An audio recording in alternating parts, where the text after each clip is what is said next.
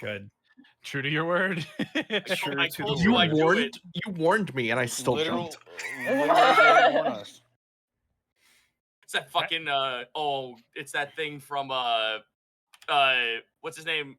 Oh god, Jean-Luc Picard. Patrick Stewart. Patrick It's Patrick. Stewart. Yeah, it's Patrick Stewart. You thought I was angry. Acting. I just love Patrick Stewart yelling, "You motherfuckers are gonna kill all my lilies" before shooting his lawn. It's my favorite clip of him. I think my favorite is the story he tells about how he found out he's not circumcised. That's a good one. What? Trust me, I cannot deliver it as funnily as he does. 41 seconds into the Unexpectables. Rest in peace, YouTube upload. We're so doomed. Wait, really? Yeah. That's Listen, the nicest way I could have said that. Listen, we've been getting monetization blocked for like the last 3 episodes. We're used to it at this point. Welcome to YouTube in general, to be fair. Welcome to YouTube. It's Adpocalypse 20,000. Woo! Oh my goodness. But we're back. It's been quite the week. Last session certainly kept the Discord lively, to say the least. And the YouTube comments section. I saw the upload and I'm like, don't look. Don't scroll. Don't do it. Just don't touch it. Don't touch it. Don't touch it. No, I gotta touch it now. I gotta touch it all over. I was on the YouTube studio stroking my beard, hovering my mouse over the held for review button. The amount of power. There we go. The music's going now. Sorry, chat. But Personally, yes, I'm glad we were able to have an episode that got everyone talking. It was a good episode. There's no such. That was the epitome of task failed successfully for me. That has Fucked double around meanings for and me. found out. And that has double meanings for me. Oh. So, Monty Glue, tell us what it's like to fail upward. Everything happens so much. All of the time? All of the time. It was nice having my Tuesday off, because usually that's when I work my bulk of Unexpectables, and instead I played Conquest, because I was like, fuck it, I have all my notes from last week, and it's still valid, so I don't have to really do anything now. This week boils down to, let's try that again. No, not really. I'm curious to see how today goes. Once more with feeling. Remember when I told you guys, like, this is going to be a reactionary session? Yeah, it turns out it was my reactionary session. And Bosco was like, bet. You weren't kidding. Yeah, no kidding. Oh, Well, goodness. This will be a bonus actionary session. Bonus action session. It's the fucking Dr. Weird. This time will be different. It's not different at all, is it, Steve? Oh my lord. Well, Connor, why don't you take us away? I was about to say, let's go around the horn and introduce ourselves. Gaijin Goomba, where can they find you and what are you up to? So yesterday, Bosco and I got into a little gym jam with Halo 2 because I have never played through the entire Halo franchise. I've only beaten 1, and that was very recent. We started playing 2. It's pretty good. I can't care that much about the story yet, but we just got to the Arbiter section. I'm like, oh, all right. Literally one of the best characters in Halo. Have suppose. Have you suffered a grievous wound? Not yet, apparently. But I did have a really good time going down a highway in a Scorpion tank. That was a good time. Or riding around a Warthog with a 50 cal. Oh, and just never stop shooting. And making red versus blue memes Which references. warmed my heart because so many people don't remember red versus blue. So the fact that you were a fan even early on, it makes me so happy. And we should have called the tank Sheila. Well, okay, that's just low-hanging fruit. This tank Sheila? That's low-hanging fruit, Mark. How are you gonna pick up main chicks? cannon. Instead, I was like, man, how many bolts does this thing have? And then Bosco in his infinite wisdom was like, it's infinite. I'm like, I made a reference. I thought he was genuinely asking me. And then I went, like, what? And he still didn't get it. All right, I did get it, but at that point I had to commit to being stupid. I'm going to die on the hill that Red versus Blue seasons 1 through 3 were better than anything else that franchise made. They're so good, yeah. I will argue that you are correct. Yep. Red No, versus you are. Blue is so good. As much as Apparently- like, go ahead.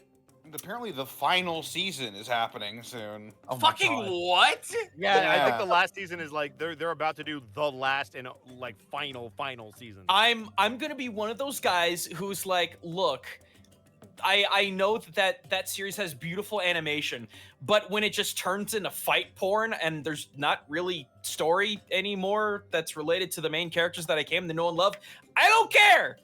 Also, RB and the Chief, that's a thing, but that's all of Yeah. Halo that I knew up to this point. So, in fact, I made an wow. RB and the Chief joke in one of my last videos. You should go check it out on YouTube. But in the meantime, I have a boy.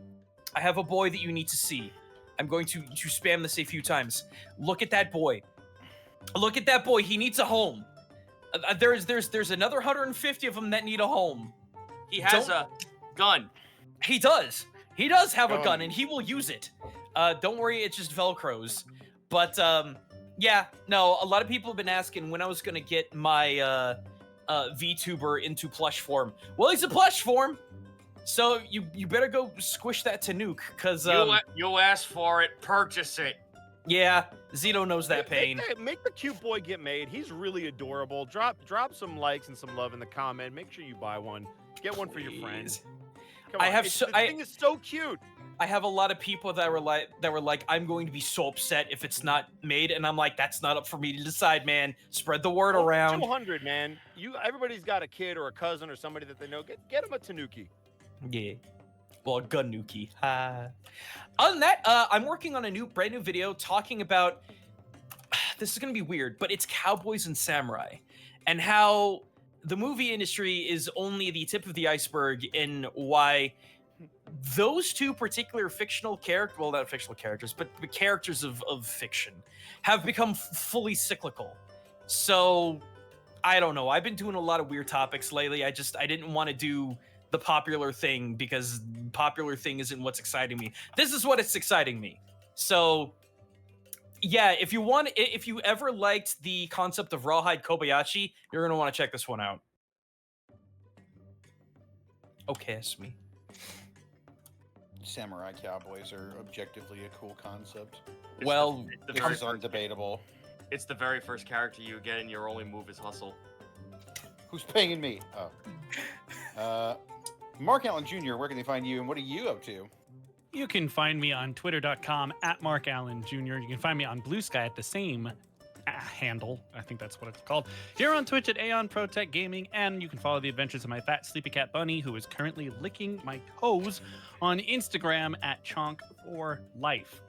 This is our last call, last push for my voiceover workshop this Saturday. That's going to be from 11 a.m. to 3 p.m. Pacific Standard Time. There is a discount code. That's right. If you haven't yet purchased what's it called? Not a ticket. It is a ticket, I guess. If you haven't signed up already for the workshop, sorry, my brain's tired. If you haven't already signed up for the workshop, you can do so now with a 10% discount code. That discount code will be SHM10 off. That's SHM10 OFF. I wish Citric were here to post my link in chat because I'm not allowed to post links in chat.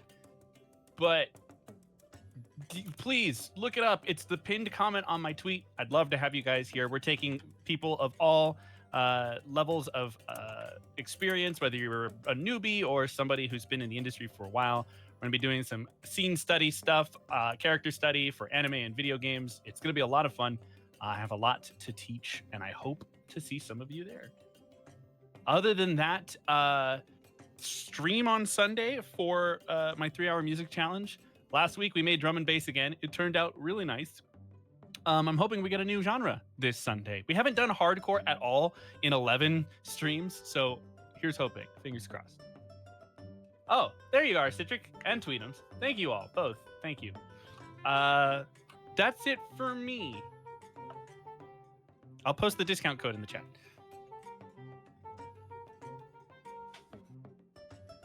Right on. Up next, we got Xanalis Grim. Where can they find you and what are you up to? Hey, you can find me over on Twitter at Zanny_Grim if you so choose. You want to find some occasional shit posting and figure out more what I'm up to. Aside from that, on Mondays at 7 p.m. PST, you can find me over at twitch.tv/XanilsGrim, where I'm running a D&D campaign for Bosco, Monty, and a few other friends. We've had a few weeks off. Real life stuff happens, but we're going to get back to it soon. Tuesdays, you could find me during around noonish PST, where I'm jumping back on MechWarrior Online. Considering going to be doing MechWarrior 5 for the new Draconis Combine DLC next week, but we'll see. Do it. I think it would be fun. So maybe that. Aside from that, in the evenings, we'll be doing Halo Reach Lasso again with Bosco, Level 1, Eevee, and Artsy Heartsy. We're close. We're inching ever closer to that finish line, and it's very exciting. And lastly, but not least, we also have Thursdays. You can catch me on Mad Mage over on Monty's channel. Yeah. Again, real life stuff has kind of stopped us from doing last 2 weeks, but we will get back to it. I will be a sad, crying fighter very soon if you wish to listen to that. Shay has been deprived for a week, and she's like turning into. I was hanging out with her. She's driving, and she's just like, "I need to play D&D," and I'm like, "It'll be okay. It'll be okay." Just tweaking. Literally scratching her neck, like, "Hey, can I get another pump of D&D, please?" But no, I hope tomorrow we can get back to it as well. I really, you guys are in such a cool place. But yeah. But aside from that, that's me. Right on. Up next is Zito. Where can they find you? And what are you up to? Twitch.tv/Zito, where I was supposed to be doing commissions on Monday, but chat bullied me so hard with kindness that I was forced to play cards. And then I told them, if I reach my sub goal of 900, which allows me to get my rent comfortably achieved for 1 month, I'd play cards for an entire 7 days. And I'm only like now 95 subs away from achieving that. It used to be 400. I'll just to give you a estimate of how that fucking shook down. Let's go. On top of that, for those who remember that I still do homebrew, yes, I still do homebrew. I have actually started converting all my content that's on my Patreon over to my Discord. So if you join the Patreon and then enter the Discord, you get to go into a super secret channel that lets you look at all the content that I have made that's getting piecemealed into it. As of right now, I have like 29, 30 races put up there that I've made, and I actually made a brand new one. So you get new content outside of just all the legacy shit on top of it and stuff you may have missed, because that was the whole purpose. Patreon's not really a good place to like sift through posts to find stuff you want, but the Discord with the media share option is a whole new fucking realm of opportunities. And apparently I've seen everyone say that this was a really good idea and a really nice choice. So now people can just like pull up the Discord channel and just be like, oh, that's the meta. Cool, got it. Thanks. So it's quick and easy, and you get all the content. The new content, by the way, is I made playable ghosts, and it's not broken over the fucking back like a Bane Buster. Scroasts. I made Scroasts playable.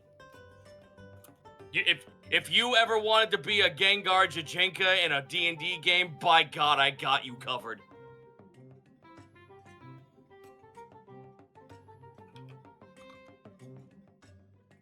Right on. Up next, we got Edward Bosco. Where can they find you, and what are you up to? You can find me at Ed Bosco VA on both Instagram and Twitter, and right here on twitch.tv/Edward Bosco. Hey, last week was kind of crazy, right? I see you, YouTube. I've been digging around in the comments. I'm glad so many of you liked the last episode. Let's do it again. Let's see what happens. We out here. No. Go Bears. Dang. Right on. Up next, we got Monty Glue. Where can they find Monty U?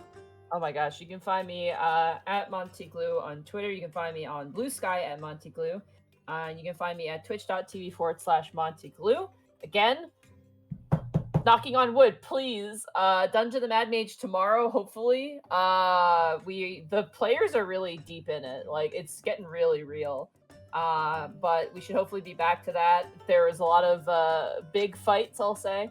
And then Friday should hopefully be some more Final Fantasy. Sorry, I didn't stream Final Fantasy, but there was the Pokemon DLC came out, and I really, really wanted to beat it. So I hope you guys enjoyed the 3 extra streams that I did this week. And then on Monday should be more Mass Effect as well. And if you are interested, all the VODs are uploaded to YouTube. And yeah, definitely come and check it out. It's a good time. Excellent. I suppose with that, all that's left is me. They can find me on Twitter, Twitch, and YouTube.com/DistortionDevil. I stream Tuesdays, Fridays, Saturdays, and Sundays.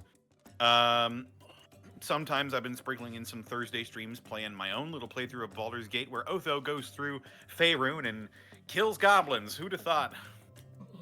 What a shock. What a shock. Also on your streams, you can learn about Gorilla Grip. Oh my god. A specific part of the anatomy that has Gorilla Grip. You too can break doorknobs off with...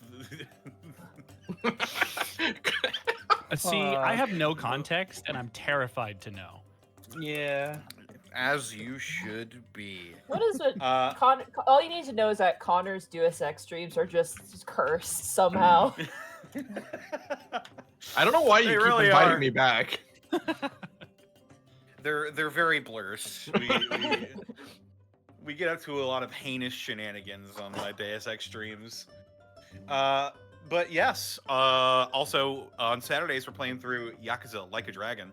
And this week, afterwards, we're gonna be picking back up Baldur's Gate 3, speaking of.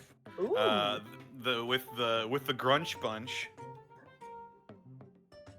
Is that your official title? You know what? It's what the comments have pending. gone with. The comments certainly like it. Group name pending. Yeah. I'm so excited, man. But yes, our group is pretty funny so The far. Dragonborn Brothers. We've got the Githyanki made by chat, and then just good old Sarah just hanging out, being like, "I'm sweet and I'm going to kill everything." Except for But you Asteria. raised the run to the terminal. Also, check out my DM's Guild, where I release some 5th edition content, including the Geomancer spellbook, tome full of 9 Earth-based spells that you can add to your game now. It just hit Copper bestseller, so thank you all so much for all your support. Congrats. And if you do enjoy my content on DM's Guild, please leave a rating and a review. I always love seeing them, and it helps with my visibility a whole lot. Also, be sure to check out, before the end of the month, hopefully, I'm going to be releasing the Fulgurmancer spellbook, which is the lightning spells. And there's some pretty kooky ones in there, I'll tell you. Including one called Defibrillate. Oh yeah. It's got some very wacky implications. But yes, that's it for me. This episode was brought to you in part by Die Hard Dice. Oh, that's me. Dire Dice. Die Hard Dice. That's right. Die Hard Dice wow. is. Damn, that one sounded like it left a dent. I know. I have my beautiful metal dice right now. I'm using 2 sets of metal dice, and it gives my dice tray, also a Die Hard Dice tray, a lot of heft. I'm actually interested in potentially getting another Die Hard Dice tray for just regular tabletop games after playing Conquest this week, because they're so nice and so convenient. Oh yeah. If you head on over to dieharddice.com, you can use the code Unexpectables to save 10% on your order. You can also pick up some Lies Aspect Dice, the official collaboration between the Unexpectables and Die Hard Dice. Also, check out our Spring store, our Teespring. We released a couple, about a month ago at this point, I think, the Walkout design, and people have been posting their tank tops that they've gotten with the Walkout design right after their workouts, and it's been a lot of fun just seeing people posting their products. Get those it's not gains. It's not just clothes either. It comes in stickers. You can get it on a mug, a water bottle, what have you. Yeah, all of that over at our Teespring store. Be sure to check it out. And we also couldn't do this week in, week out without business subs from viewers like you. Viewers such as... Oh boy, I'm scrolling down in an earlier round. Dax is 99, thank you for the 42 months. Renfield 88, thank you for the 42 months. Mego Waffles, thank you for the 6 months. Hey lads, it was my birthday the other day. Happy birthday. Hope you have a good session. Good luck with Rare Gerard round 2. Round 2. Now see, this is where fatalities are enabled, so we're just gonna... I'm gonna do a babality, actually. Friendship. Gray Sky Gamer, thank you for the 13 months. Dice Ruler, thank you for the 4 bits. Corey the Platypus, thank you for the 39 months of Prime. Lord Commissar Manslaughter, thank you for the 38 months. Dragosoon, thank you for the 100 bits. Let's do this and work out. Cyrus Einsla, thank you for the 21 bits. Max William, thank you for 5 subs gifted to the community. Mini Ender, thank you for the 32 months. Jossum, thank you for the 6 months of Prime. Can't wait to see round 2. Love you all. Lycus Darkfang, thank you for the 41 months. Warl. Sirius Einsla, thank you for the bit. Skench the Knoll Barbarian, thank you for the 42 months. Ben Franklin with his shirt off, thank you for the 500 bits. Looking good, sir. Gladius Moonrise, thank you for the 15 months of Prime. Who's excited for 1,000-Year Door? I am! I am too. Yeah, I think, did I send that to you, Connor? I think you were the one who informed me about it. And you were very excited. I just want to see Grubba's gym. Connor, I have to tell you, when you kept saying I am, it took every fiber of my being not to go ready to fly. And I just want you to know that. Crow the Immortal, thank you for the 42 months. Scalfar, thank you for the 42 months. Narek DeFox, thank you for the 2 months. Zombie Monster, thank you for the 100 bits. I need a boss name. The creature is an animal that is crystalline in nature, filled with wild magic, that explodes at the end of a turn. We call those bombs. The shrapnel. Shrapnel, that's good. Shrapnel, ooh. Masamune, thank you for the 32 months. Alawa Bingo, thank you for the 45 bits.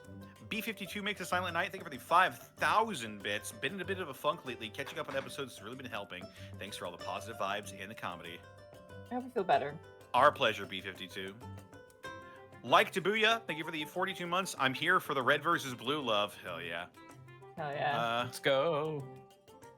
Alawa Bingo, thank you for the 50 bits. Discotheque Priest, thank you for the 200 bits. Round 2. Fight! Max William, thank you for the 200 bits. Have my money. I'm not gonna try to fight for first this time, Monty. Oh my god. Wolfwing Pup, thank you for the 5 months of Prime. Mikan Pachi, thank you for the 25 bits. Morthrandor, thank you for the 100 bits. Last episode was a blast. Aliska Gator was a surprise. I would love to use that name, but I can't now. Damn. Happy Flatfuck Wednesday. Indeed, indeed. Morthrandor, thank you for the 100 bits. Also, don't die, please. Zenlita, with the 100 bits. Do you ever wonder why we're here? Just to suffer. Well, that's one of life's great mysteries, isn't it? Why are we here? What? No, I mean here in this canyon. Connor, Thank you, but what are they Connor. talking about? Listen, I don't get to hold the sniper rifle, and I'm not going to sit around here playing with my dick all day. Yo, the blue's got a chick? Guys, I'm so happy and I am so proud. Like, damn it. I punch you in the face. I punch you in the face and you die. Good teamwork, you fucking noob.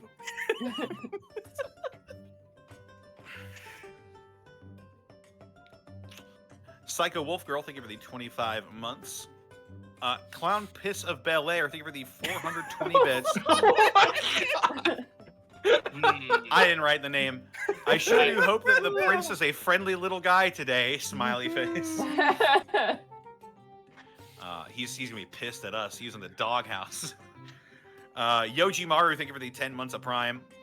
Clown Pistol Bel Air, thank you for the additional 80 bits. Finally able to catch live due to catching the dumb virus. Not even the clown piss can be immune to its effects. Have a good session, all of you. Lord Servitor, thank you for the 100 bits. Any advice for a guy who's trying to get into streaming? Be yourself. Just have fun. Just fucking do it. There is no way that there's no one way to actually do it, and anyone who tries to sell you on the notion that they can get you really popular is a scam. Yeah. Become a VTuber. It's free followers. Wedward, 34. Thank you for the 34 months. Let's get down to business to defeat the. What was that one syllable word for Dracolich? Vex What? West, thank you for the 6 months.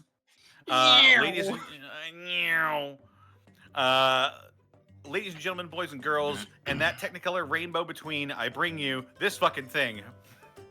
Fart reverb. Good. Excellent. Midnight Road White, thank you for the 41 months. Mad Monk Montague, thank you for the 32 months. Bubba Bob, thank you for the 36 months. Silent Gamer, thank you for the 40 months. Chair Folding, thank you for the 21 months.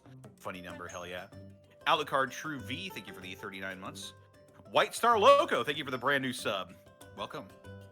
Clown Piss of Bel Air, thank you for the 13 months of Prime. Callum Draws, thank you for the 25 bits. Okay. Rotoryu, thank you for the 38 months of Prime. Ben Wolf, thank you for the 5 bits. And the additional 3 bits. Blackfoot Ferret, thank you for the 420 bits. Friendship, again. Discount GM, thank you for the 15 months. Last session was a warm-up. This time will be the real training. Daniel Bonin, thank you for the 41 months. Just watched One Piece live action, and Sun was cutting onions on the Nami scene. Ooh, yeah. It's a great scene. DB the Third, thank you for the 100 bits. This stream needs some headlight fluid to keep us on track. Yeah. Come on, I'm not an idiot. I know there's no such thing as headlight fluid. And as soon as I get this gallon of elbow grease, I'll come back and tell you about it. Ben Franklin with his shirt off, thank you for the 21 months. And Lord Servitor, thank you for the 45 bits. I know we're about to start. Can I mention just one quick thing? What up? What's that? I didn't see a donation by our good friend Dippin' Bipples, but I just want to say there's a new Pokemon called Diplin, and you bet your sweet Bippy Is I there named it really? Bipple. Yeah, it's called Diplin, Oh my so I God. named it Bipples. Amazing. Dippin' Bipples, if you're listening to this, I named a shiny Diplin after you. I hope you're happy. Nice. He lives in us. Amazing. Alrighty, well with that, are you all ready to jump back into the Unexpectables? I guess. You bet your sweet Bippy I am. Alrighty. Short.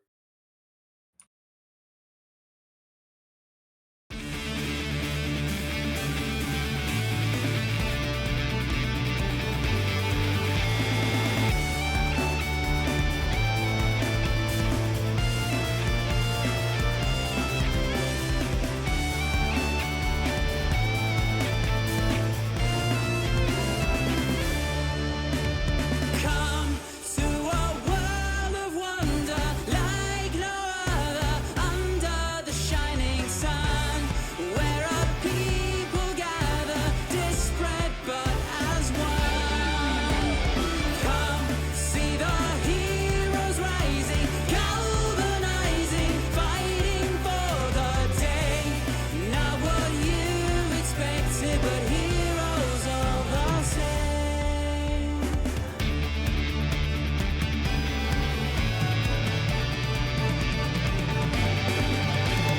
Sound out the trumpets, rain down the lights, as magic and mystery and wonder take flight. A world full of danger, always nearby. Fear not, for they have arrived. With song, axe, and arrow, and a bright brand new age, will rise up to battle, the challenge the fates. Vanquishing evil, saving the day, an unexpectable journey awaits.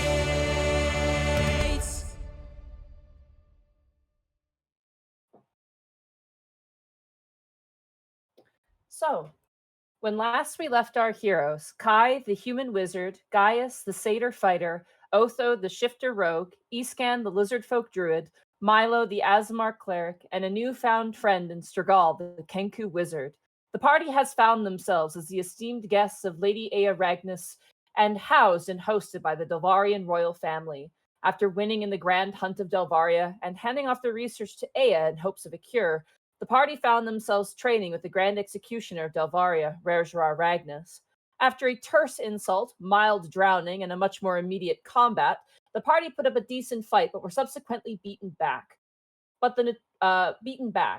After having their wounds tended both inside and out, the party took to the kitchen to eat and reassess. And after a night of plentiful rest, we returned to the following day and dawn of a new episode of The Unexpectables. I butchered my intro. I'm very sorry, but we're back. You're fine. We did it. We beat them. Moral victory. Moral We win. victory. We won. Success.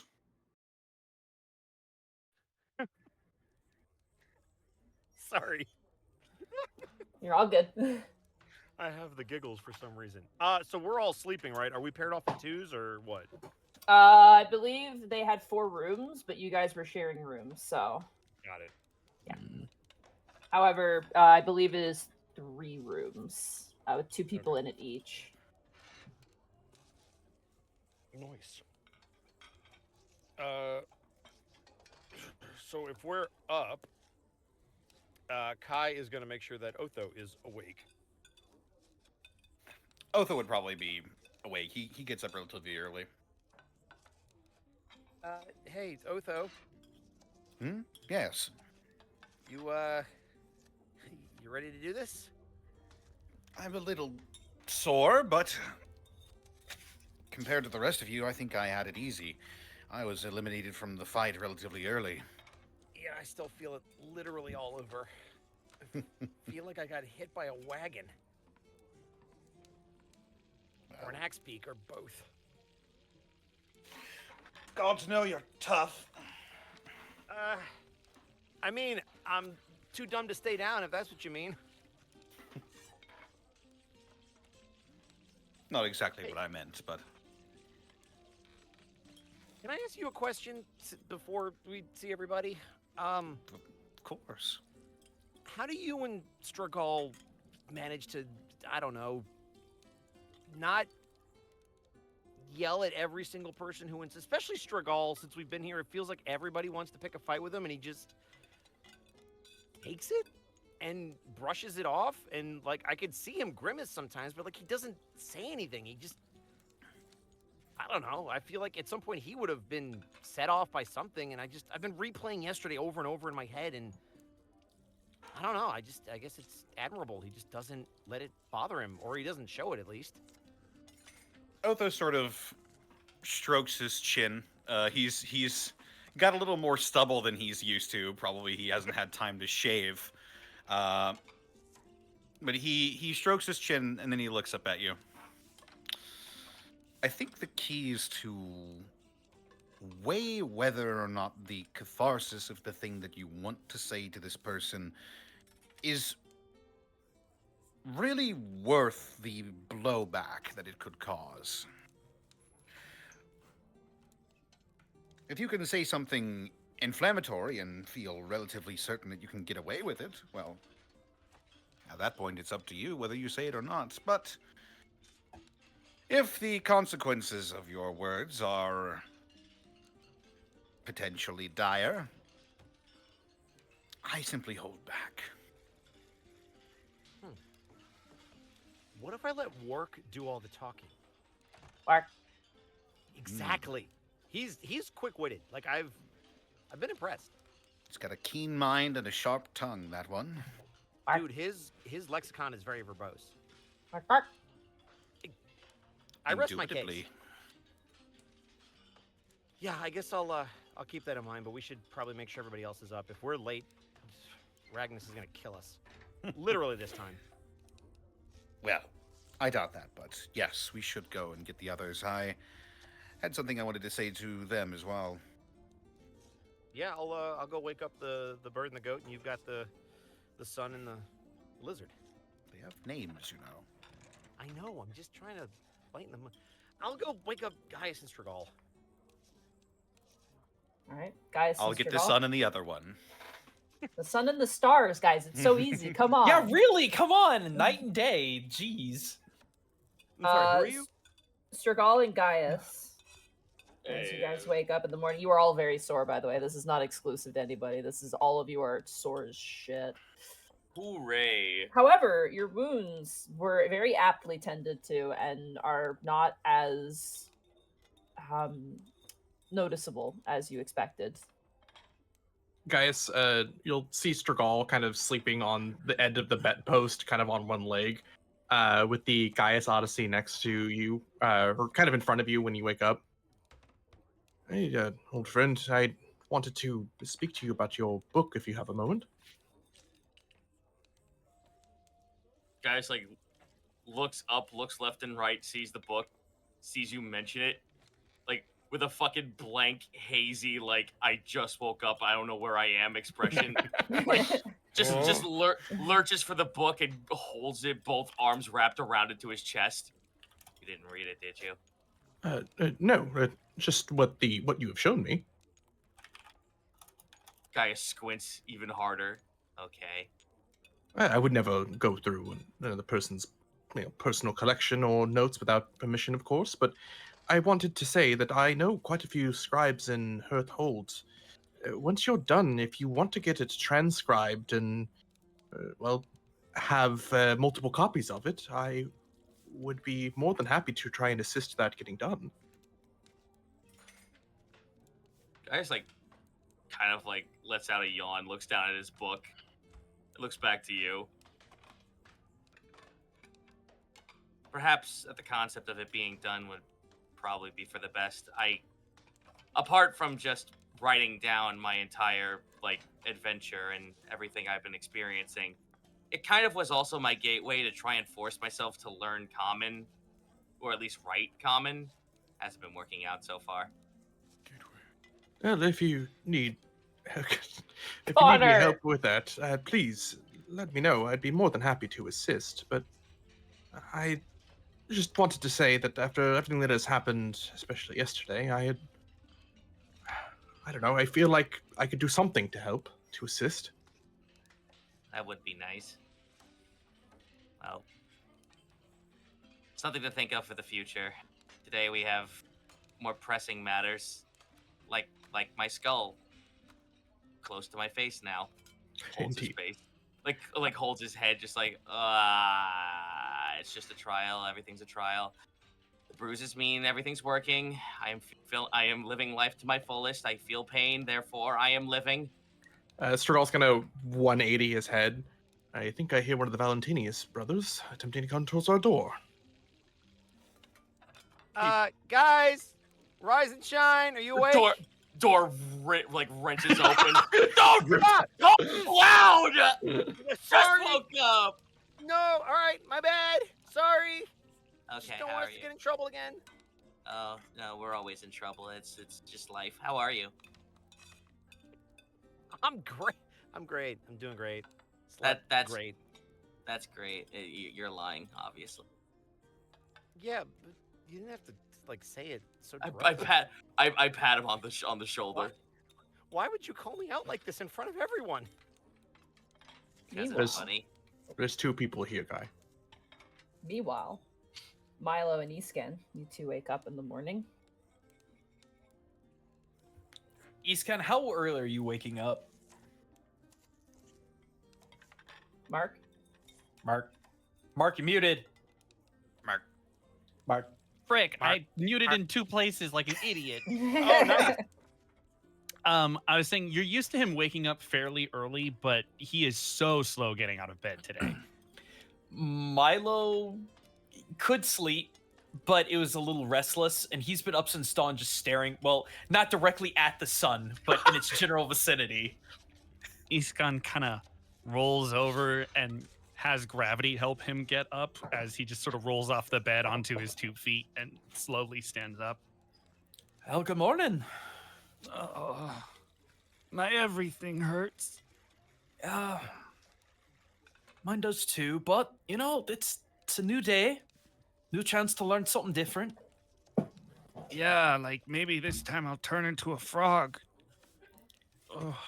Yeah, that was kind of weird. I don't know. I just been thinking a lot, you know. About what? It's kind of hard for me.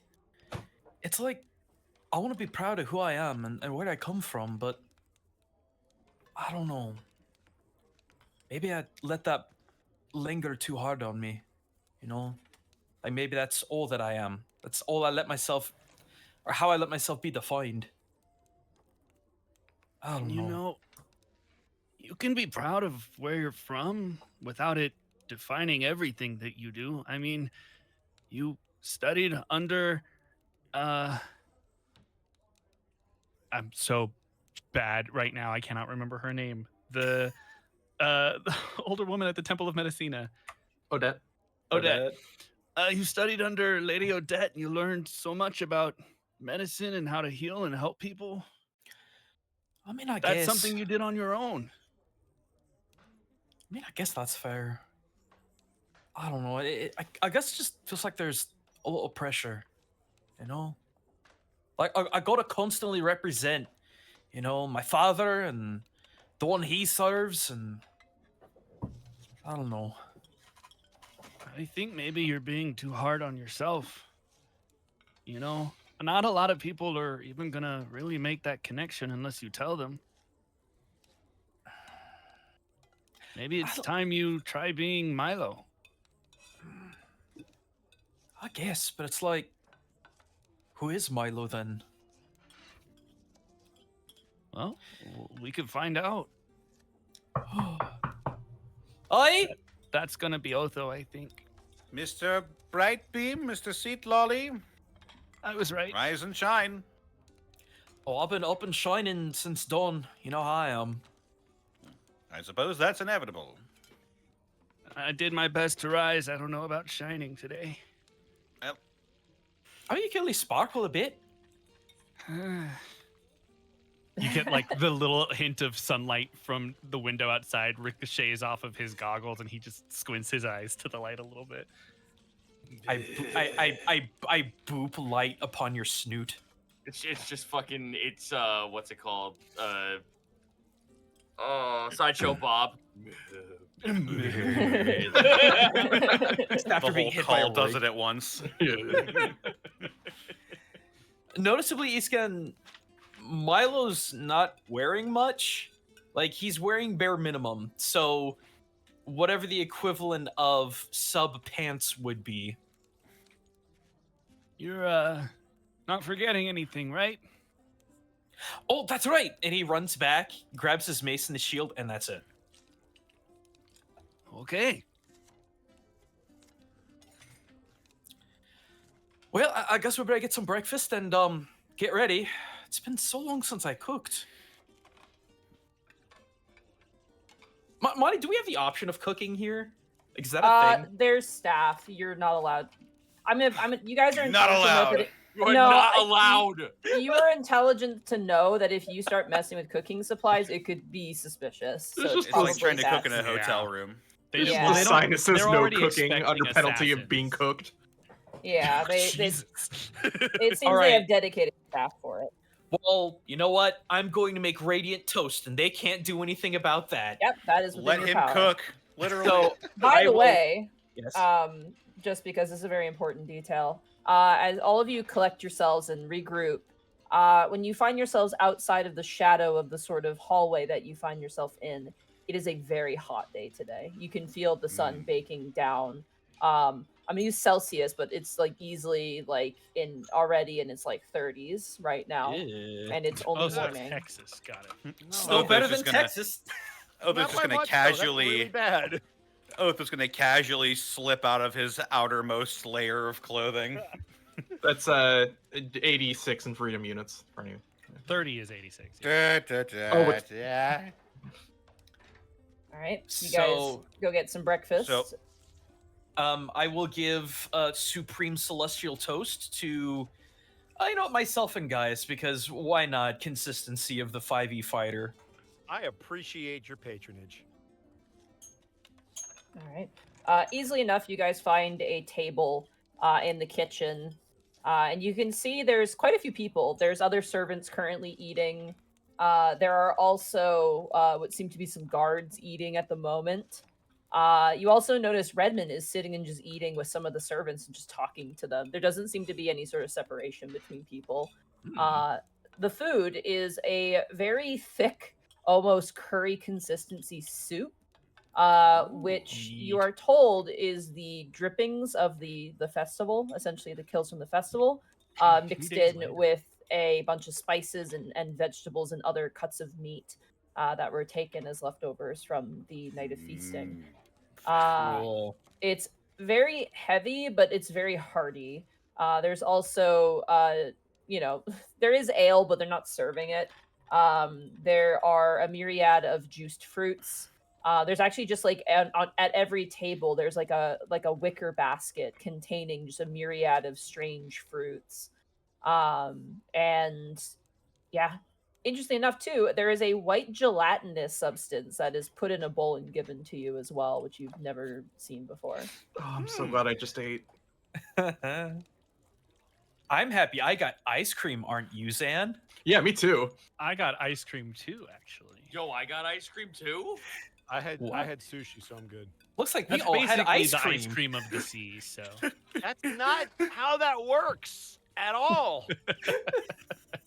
The stew is hearty but not heavy. It actually has a surprisingly light taste to it, despite the thickness of it. Probably, it's kind of sweet savory, not exactly like heavy salty savory. You notice that there's actually cuts of fruit in it as well, along with the meat and the other savory ingredients to it. And there's a little kick of spice. It does really help wake you up. The white gelatinousness is, you're not sure what it is. It's got to be made out of milk. And as you eat it, it's kind of got like a slightly sour taste, but it's like creamy. It's like sour cream if it gave up its flavor in lieu of being more solid, is the best way to put it. So yogurt? Yeah, basically a flavorless, somewhat sour yogurt. On the go? No, not on the go, unfortunately. Oh, I was right there with you. I was ready for it. And of course, there's water and there is like a juice as well. Weirdly enough, one of them is like weirdly purple, and it's kind of strange. Yeah, it is slightly Gaia's color, not in intensity, but it has like a slightly purplish tinge to it. It's kind of weird. So this is where my clone do. ooh, It is surprisingly starchy and has like just a bit of a mild sweetness and is very watery. I would say based off of your travel, you get the sense that whatever this is was probably made out of those roots that the boar tend to dig up. Yeah. So is it good, or is it like my brain is so dying today? Is it just like, yes, this is refreshing, or does it actually taste good? It tastes starchy. It tastes like potato water, but instead has a more sweet flavor to it. Sweet potato. Okay. Yeah. All right, carb up, boys. We got a heavy day. I can't believe we went to Jamba Juice and got their grass health drink. We went to Jamba Juice and got the Guinness special. With as much protein as they could scoop into that. Mhm. Rare's our sorry, God, it's a name bad. Red. Oh God! Weapons out immediately. Oh Redmond- my God, why Comes out at of breakfast? He comes out of the shake, round 2. Oh my God. He just splits the table in half and emerges from the earth. The Mr. Shakedown theme starts playing. Sorry, Redmond hands off his bowl to a servant and then actually walks over to your guys' table and he goes, "Well, aren't those the lauded warriors? I heard what happened yesterday." Oh. Indeed, I'm sure word of that is spread. Hey, Red, what did you hear? I heard that someone might have said something, and then a battle ensued, and here you are. Surprising to me that all of you are still alive. I suppose Aya's vouching really does contain some myriad of power, but I digress. You certainly kicked the hornet's nest, but not in a way that I could predict. It's interesting. How, if you don't mind my asking, how was the prince's day after that? He got strangely busy. Usually he would go and be at Aya's side, but something seemed to have taken his attention, which is interesting to me. He kind of leans down and grabs one of the fruit off of your guys' basket and begins to peel it. And he goes, I think you've really brought him into action, I think. I was about to say, in what ways he getting more busy? I don't know. I think you guys are going to find out, though. But after the training ended, I saw him kind of walking off, and he was visiting all corners of the strongholds with purpose. Is that good or bad for us? I don't know. That remains to be seen. The man is strong enough to take on an ancient dragon. I'm surprised there's very little he can't do if he picks his mind to it. There's some things that some people can't do.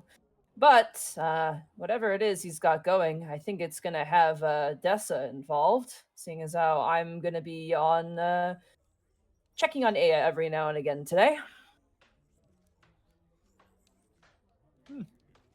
How is she? She, I believe she didn't leave the Apothecary last night. I think she fell asleep there. We tend not to disturb her when she falls asleep during her work. But whatever you've given her, she's certainly been entranced by. Well, it's something that even her seniors weren't able to do. More the reason her attention has been divided, but I digress. Hopefully she's gotten at least some sleep. The mind doesn't work so well when you haven't gained enough, and given that the importance of your mission, I can only hope that the girl has slept at least a little bit. Indeed, it doesn't. And he looks pointedly at Kai. Hey, But is there any word from the king and his progress in the north? no, scouts are not something we utilize pretty frequently, unlike the Hearthland people. Again, it's very difficult for a single or very quick traveling to occur here in Delvaria, but we do have scouting parties, which might as well just be mercenary parties that do swing by, but we haven't heard anything yet. I see. Hopefully we hear good news. Indeed. But do not be surprised if you do not meet the king in your time here. He is not home very often. It would seem that most people within Delvaria are quite adept at keeping on the move. Indeed. Though the Crown Prince and Rarejar tend to be more homebodies. The Crown Prince due to his wife's pregnancy, and Rarejar because he needs to train more berserkers. But the King of Delvaria has never been known to be idle. Thrones are not places from which to sit and govern. Thrones are places to rest for brief moments and then move on to the next battle. It can be exhausting to be the leader of a place. Trust me, as someone who's grown up within the various courts around thrones, he's probably safer away from them. I can agree. Anyway, I won't talk your ear off. Good luck with training. No, it's all right. Oh, okay. You have any questions? Anything you want to know at all? I'm curious. Sergal's like, are you single? He's like struggling to find more questions. No. Hello. Is there a What's your Mrs. sending stone? Razorback? What's your setting? Stone. Will you spot me? You spot me some subs. You busy tomorrow night? I'm sure if I have more questions, I will ask you, of course. Thank you. We should talk over dinner, all of us. It'd be fun. If we Are you inviting me out to dinner? Provided all we of you. aren't wasted away from the training of the day. That is true. Well, if a funeral doesn't interrupt us, then perhaps all of us should have a hearty meal tonight. Here, here. You're here. I will give Aya your regards. And he begins to stride out. Maybe take our last wishes with you. Okay, so should we have any sort of plan before we go in for this training again? What in the I world could we don't plan think- for? I don't think we could necessarily plan for what he may do. I think it is to important. us. I think it isn't important to deduce what we know so far. Clearly, the prince is incredibly powerful and strong. knew that before the meeting, but you have seen firsthand. However, he does seem to have rather delicate spots that should not be prodded. Kind of looking towards Kai.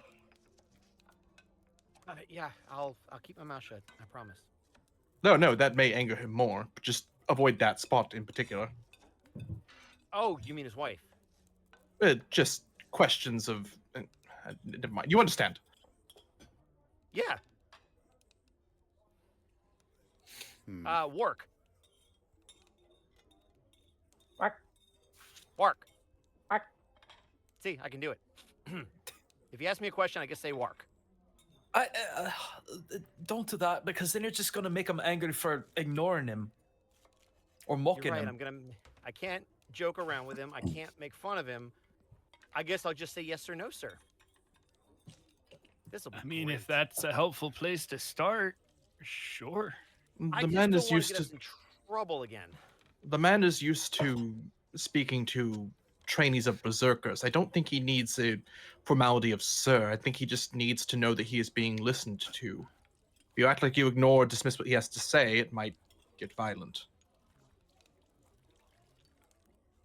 Otho looks like he's chewing on something rather than food, more like a thought. You have something to Spit it say? out, Otho.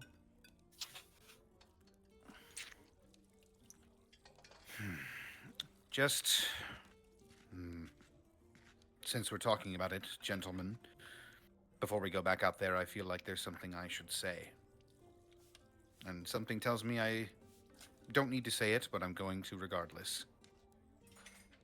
I know we all have some strong opinions about what happened yesterday. He looks around the table. That's an understatement. Trust me, Mr. Agni, nobody in this room disliked what was about to happen to Kai more than me, other than perhaps Kai. Take that into consideration when you hear what I say next. Leave your grievances at the door. I would hope I don't need to remind you all that while we are here to find a cure for those sick children, we are also here representing not one but two nations, Easenvale and Hearthland. How do you think it looks when a bunch of foreigners of note come into their country, win one of, if not the biggest competition held in their capital in our first attempt, then, after holding a feast in our honor, insult and talk back to their prince, who happens to be their strongest warrior, in front of his soldiers, after he so generously agreed to personally train us? How do you think that kind of arrogance reflects on us? On the people we're supposed to represent?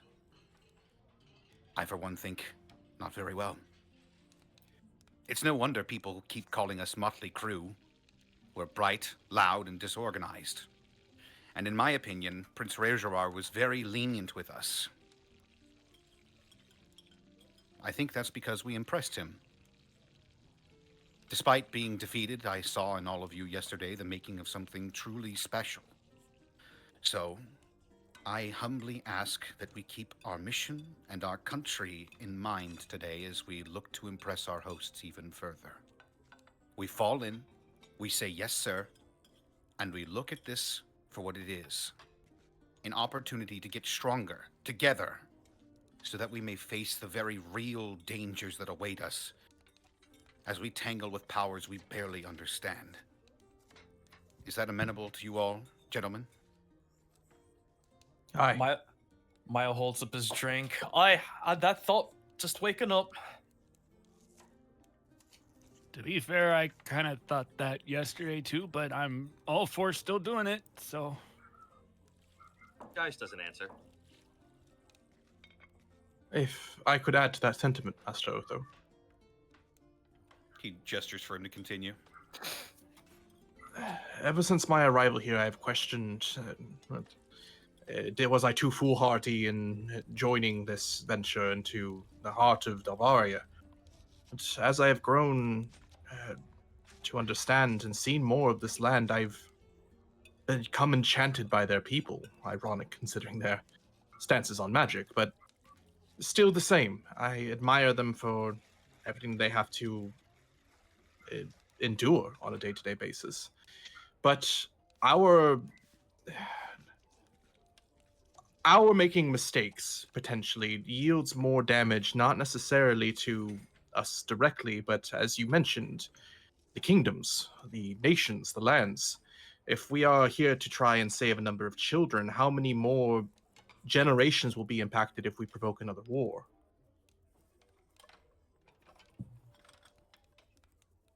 That is quite true, though. mm, I wouldn't necessarily call it unlikely, but I just don't think it'll happen. Still, hope you're we right. should be guarded. Otho looks over at Gaius. Mr. Agni?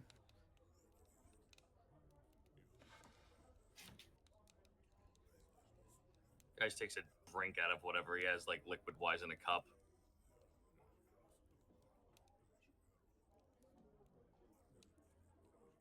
I will play nice unless does something so heinous like torturing one of us. I can't abide to what I'll do. I understand that. But what That's happened? all I can give you. What happened yesterday was not torture, it was punishment. You notice how he called for a tank? This is what soldiers who disobey are made to go through. I know your uncle is a mercenary, and I don't know what your previous occupation was before you yourself became one. But I wonder if you've ever been drilled by a soldier. It's not pretty.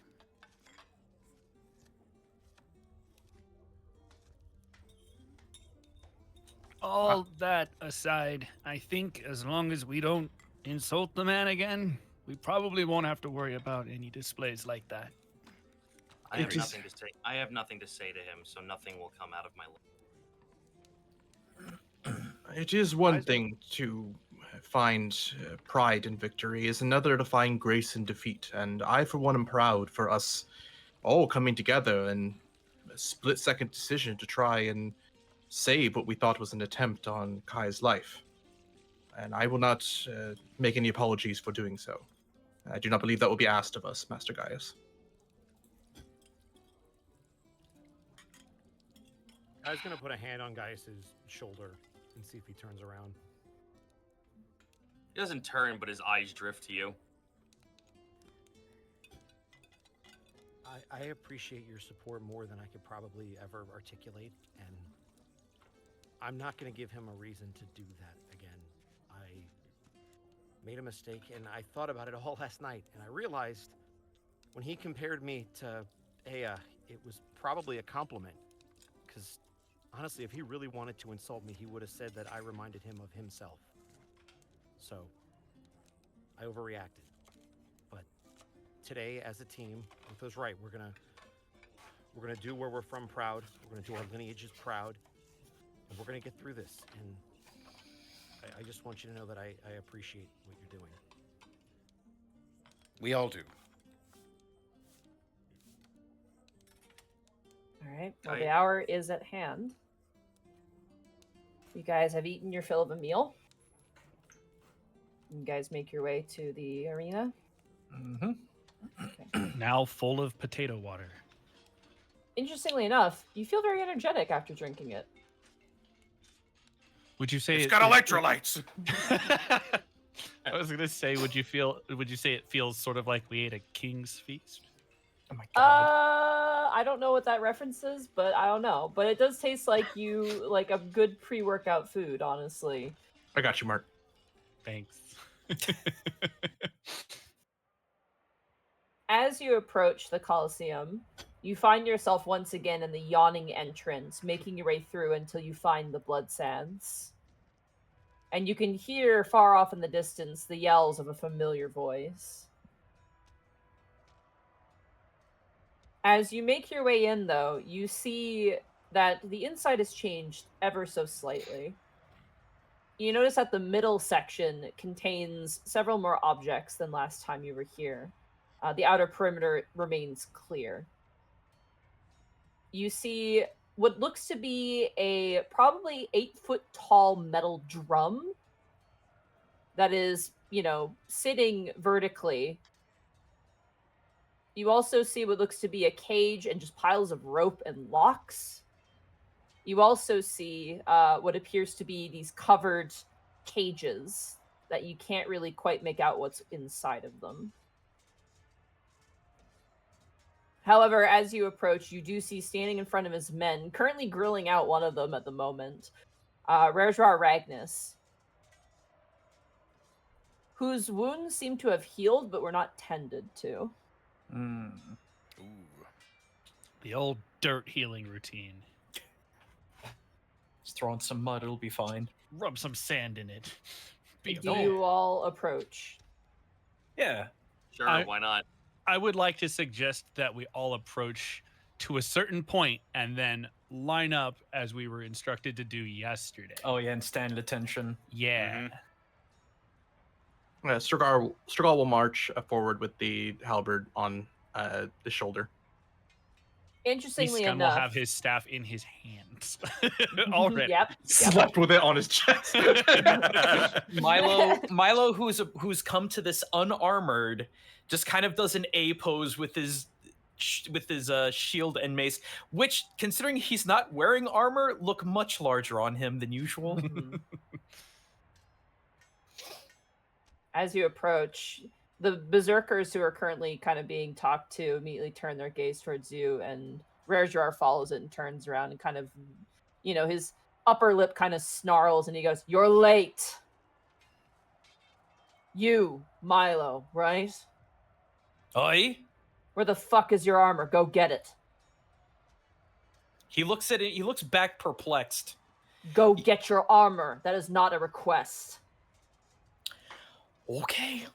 As you turn to go, one of the berserkers behind Rejrar actually kind of laughs and goes, "Really training a pipsqueak how to fight." And Rejrar immediately turns around and goes, "I have seen halfling gut rippers that make all of you look like piss ants. Shut your hole and get to running. The rest of you too.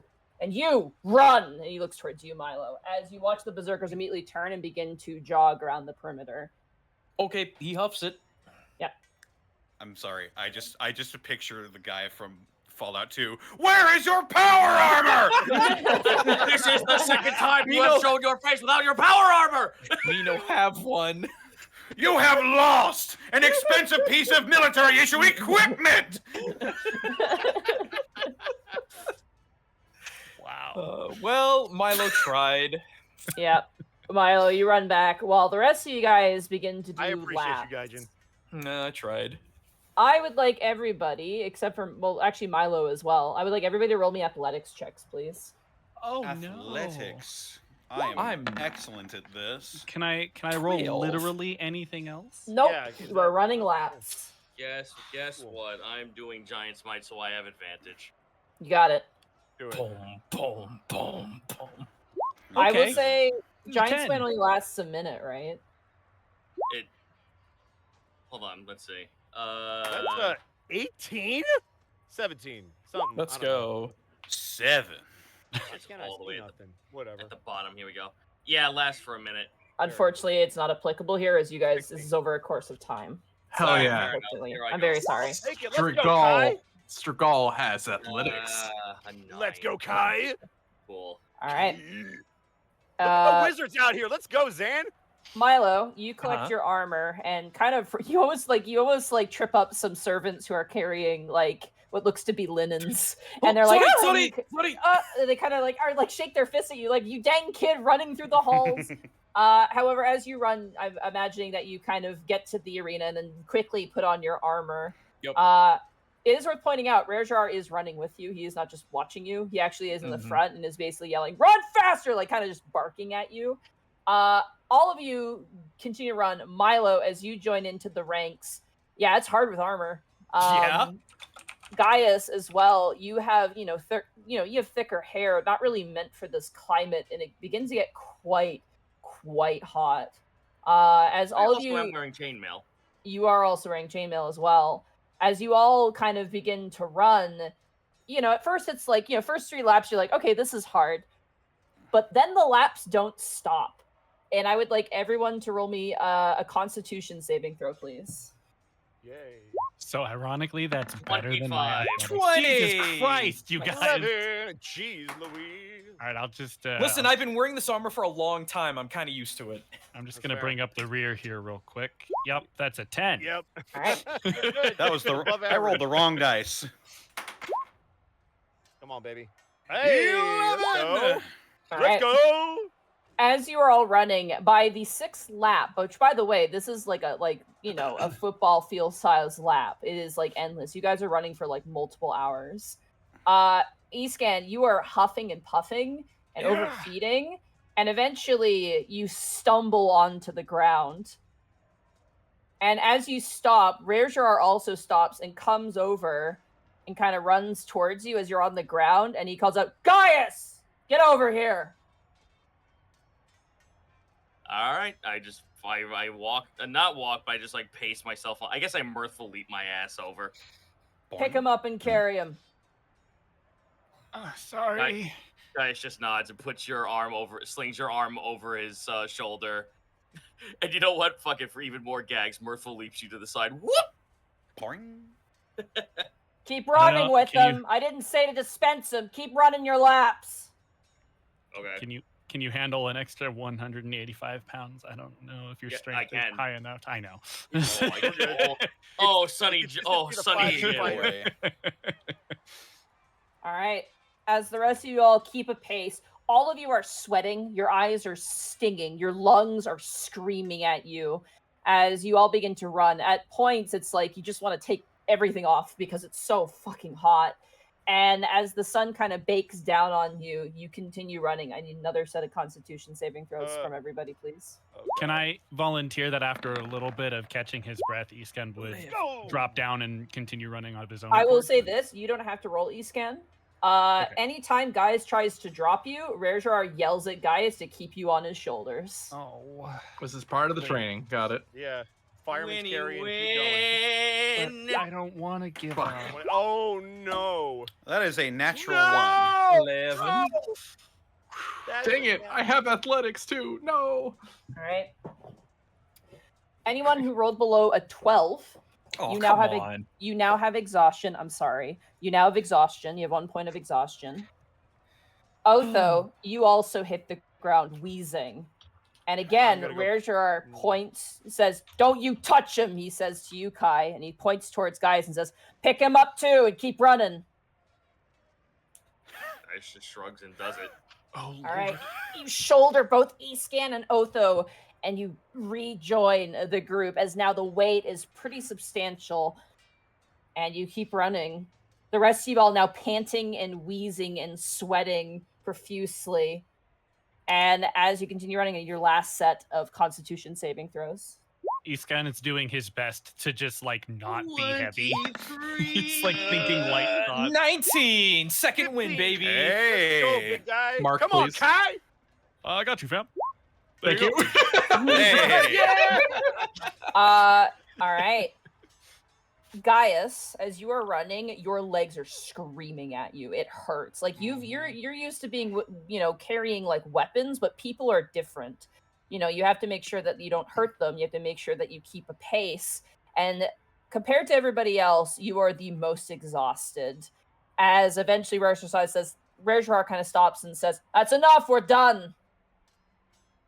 And the berserkers kind of wheeze as well, and the rest of you all kind of catch your breath. Your hair is all slick with sweat.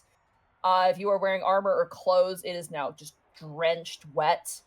It is pretty uncomfortable. You are very sweaty. Your lungs are screaming at you. Your muscles, which already were sore, are now sore once again. But the berserkers quickly kind of get back into line and kind of just keep their breathing low. Am I technically still dry, Monty? Yes, you and Otho are. Though Otho, you're pretty sweaty. Escan, you are, you're a lizard, you're fine. That's what But I more you're- meant, yeah. but I don't know you're if still- fine is the Otho- right word, but he's not Otho very just ready. says "fuck it" eventually and takes off his undershirt as well. Yeah. Oh. Are you This guys? was the Am I still fucking holding on to them, or am I allowed to drop them? As you kind of wait, Rarejar gives you a little head nod to be like, "Yeah, you can drop him now." Okay, well, Gaius just like gently puts you guys down. His legs like gently start to wobble and then fucking violently wobble, and he kind of like sways to the left and right and tries to position himself to stand up straight. Kai's gonna move Eastgun over to will you and try kind to of help. help. Yeah, I'll help. you. Yes, we'll both help straighten you. So- out. Dad, we'll help you. So hey, you know that iconic Family Guy fall Milo? Yeah, we're there again. As you all kind of recollect yourselves, scrambling and like kind of stumbling back to your feet, even the berserkers are having a rough time. The only person not having a rough time, surprise, surprise, is Rare Gerard, as he kind of stands in front of you. And you watch him walk up to his berserkers, and he looks and he goes, "All right, you four, you're working with him." And they point towards you, Gaius. "Get the rope. You two are on water duty." And the other two berserkers kind of look at each other and kind of nod. And then he walks up and he goes, "Did you grab the nuts?" And you watch as these other berserkers just like hold up a basket, and he goes, "Good. We're focusing on the training of our guests, since I have a limited time to work with them. The rest of you, combat training, and if you don't like it, lapse." And there's kind of a general nod as people kind of disperse. Rarejar turns towards the lineup of you and turns to you guys first and goes, "You're doing tug-of-war. I hope you like children's games." Gaius just fucking flat face stares at him. There's no mirth in his face anymore like there was yesterday. Who do we want to start with? Who volunteers? Milo will step forward.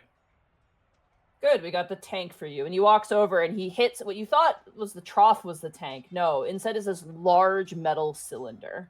And as he hits it, you can hear a sloshing noise inside. Hmm. He Come with nods. me. Okay, he does so. You hold him up, get the shackle inside, and you watch as, like, to give you an idea of what you're looking at, you were looking at a large drum that is filled with water. Mm-hmm. They lift up what looks to be like a shackle for like a prisoner, and they latch it to your foot. Mm-hmm. Rarejar looks to you and says, and ties a rope to your center and goes, "If you start drowning, yank on that. Your goal is to get out of here without any help. I understood. No wings. He nods. If you're going to wear armor, you need to understand its weakness, and you need to overcome it. Nods again. I can't teach you that, so you're going to have to figure it out." Nods a third time. And he just drops you into the water, and you immediately What? just sink into it. Honestly, for you, kind of nice, because you were sweaty and hot, and now it's like, refreshing. Oh, you made me stronger. I was about to. Okay, so there's a rope tied to my waist, correct? Yes, if you yank on it, you get the sense that the berserkers above just so you don't drown. They lift you up Right. out of the water so you can breathe, but you need to find a way to like get up yourself, essentially, not being helped. Am I just in the cylinder? Like there's nothing else in it? There's nothing else. No, it is just you, Okay. the water, and the chain that has you bolted at the bottom. I assume I have time to hold my breath before I enter. You do, yes. Okay. I would like to put forward that Milo should be floating because he is a light cleric. Yeah. No! Get out. He's a witch. Thank you. If he out swims, of Monty? he's a witch. If he drowns, he's fine. Hey, Monty. Yeah. For what it's worth, can I go ahead and start doing what I'm going to do since it's going to take time? Sure. Yeah. I'm going What's- to Let me ask this first. What's your Yes. Constitution modifier? +1. +1. So that means you can hold your breath for 1 minute, basically. Right. Yeah. At this point, I'm going to start taking off whatever pieces I can that I think I'd be able to do in that time. All right. You That's what I'm begin doing. to do that. And as you do, the amount of times you have to unlatch pieces of your armor, eventually you need air. You're Mhm. starting to basically drown, and bubbles are erupting from your mouth. Mhm. Okay, whoever's next? Because I'm gonna keep doing that. All right. Do you yank at the rope so you don't drown? Oh, yeah, of course I All right. do. As you kind of are yanked and pulled up, you you kind of breathe, and you see Rarejar look down and go, "Faster!" And you just get dunked again, essentially. All right. I will attempt to unbuckle myself faster. It's the Okay. only thing I can really think of to do at this point. I can't crawl out. There's nothing to brace myself with. All right. As you continue to do that, Rare Gerard kind of steps down and then walks over towards the rest of you standing in line. Who's next? Iskan will step forward. Good. I spent plenty of time preparing for you. Let's start with the simplest problem. And he reaches out and he grabs the staff. Let go of it. He'll let go. He so snaps it out from your hand, and he kind of looks at it and he goes, "You are making a very rookie mistake." I am. This weapon, he kind of actually spins it a little bit in his hand and kind of tests the weight. This weapon didn't belong to you, did it? Not originally, no. It belonged to somebody who is shorter than you, who didn't use it as a weapon, and use it as a spell focus. Am I correct? Kind of glances over at Kai and Strigal for any sort of assistance. Strigal will I simply will- just nod towards you. Kai will also nod, having specifically been there and dealt with Mira. Yes. Do you wield this weapon to mock your enemy that which you slain, or to honor them?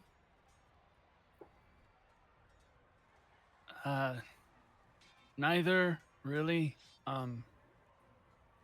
Sort of to apologize. And is your death an apology in this instance? No. Is that any way to honor the dead? No. Precisely. You wield a weapon not made for you. You fight with it as if you know what you're doing, and you're going to get yourself killed. And if I were a ghost watching you do so, I think I would be rather pissed off. He throws the weapon back into your arms very quickly. He'll kind of catch it and sort of look down. I know plenty of warriors who wield weapons belonging to dead soldiers. They don't change them due to pride or sadness or pity. Death is not an answer for those who have died before you. If you're going to wield their weapons, you must then tailor it for your own needs. Don't be sentimental when life or death is on the line. I've never known what I needed. What do you do? What is your specialty? Add it to this, and he taps the top of the staff. And get someone to add an extension. Make it longer, for Pete's sake. Okay. Stop Starts with your wondering pathetic how he's whimpering. gonna- Louder, okay! Okay. Louder, okay! Okay. Louder, okay! I don't want to go louder, Monty. My downstairs neighbors will hate me. Okay. You yell an okay very loudly. Rarejard nods and goes, "Speak with some modicum of pride. Your friends at least can lend that to you. Now, for your real training." And he grabs you kind of by the scruff of your robe and drags you over. It's like picking up a paper standee and dragging it pretty over much. to another location. As he places you in front of the cages, and he goes, "I can't believe I'm suggesting this, but you will study for your training." And you watch as he grabs the tarps and rips off a bunch of the covers, which inside contain exotic beasts. You see immediately snarling back a massive panther that kind of walks back and forth in the cage. You also notice he unwraps another one, and you see a giant spider currently coiled up in the corner of the cage. You also see him pull off what appears to be some sort of bag containing a large poisonous snake that he holds. It kind of holds its head at bay, and he has you kind of look at it and analyze it. He then hands the creature off to what appears to be a beastmaster, a rather kind of stocky man, pretty short actually, yet is kind of covered in what appears to be different, tools and devices for unlocking cages or holding animals at bay. And he kind of looks up nervously to Rarejar, and Rarejar kind of hands the snake to him and goes, "Teach him the way of the beasts." And the Beastmaster looks to you and goes, hello, you must be Iscan. I have a myriad of beasts and more in holding. Is there any particular species you feel attuned to that perhaps we can learn about together? I'm gonna be honest, I don't know what I'm doing here. So yesterday I turned into a crocodile. Do you have any of those? We do, yes, over here. And you watch as he kind of takes Iscan away to go look at more beasts. Rajrar returns to the line and goes, who's next? He gets to go to the zoo? Yeah, I was like, you don't really die, and he's like, go to the zoo and think about what Meanwhile, he was Milo's like, drowning. Yeah, it's like, I guess all things are created equal, sure. Fucking hell. All the time, by the way, all the while, he's going to be thinking in the back of his head how the heck he's supposed to add a map to Mira's staff. God damn it. Otho will shakily get to his feet and assume a military arrest stance. Put me in last, Monty. You got it. No, you're last. You're tug-of-warring right now, actually. So you'd be Yeah. with 4 other dudes who are like twice your size normally. And you are tug-of-warring with them currently. It's weird. You're not fighting specifically. He's having you doing a lot of lifting and pushing and pulling. Oh, that's but Gaius doesn't care. That actually is like, oh, okay, sick. This is fine. Otho, I can do this. as you stand up, Rarjar kind of looks down to you and goes, I hate people like you. Wow! There it is. He says nothing to that pointedly. Let's see if you can find out why. Grab the ropes, the padlocks, and the cages. And you watch as you are tied up incredibly tightly. Arms, kind of the upper arm, lower arm, wrist. And then the legs are tied with chain. And then you are thrown inside of a cage and then thrown into a larger cage, which are locked. Rarjar looks to you and goes, get out. Next. Yes, sir. Kai is gonna look at Strigal real quick before making a decision. You ready? Hey, I'm ready. I'll go first. Kai's gonna step forward. You have quite the training prepared for you. You watch as Rarjar reaches for something. Mother. And he pulls out your spell book. He then presses it tightly into your chest with like a single thrust. 22nd page. Kai will open to the 22nd page. There's a new spell in your spell book. Ooh. What is the spell? It is Silent Image. Oh. Oh, wow. That's gonna be pissed. Inside, in between the pages, is a tiny little piece of fleece as well, the spell component for it. You are a wizard.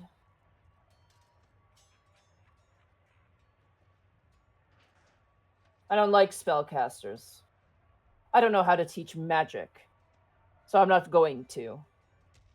I intend to only teach you what I know. And what I know is this. For spellcasters, above all else, a clear mind perseveres. Cast the spell.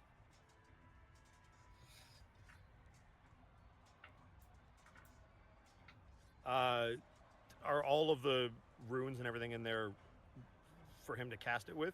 Yeah, it's immaculate. It's probably the nicest spell you've ever had added in.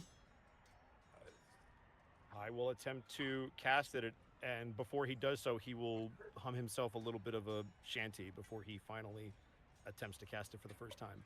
All right. What image do you choose for Silent Image?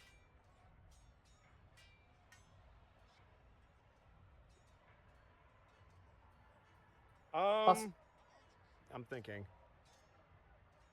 It can be any object, creature, or just something, right? Yeah.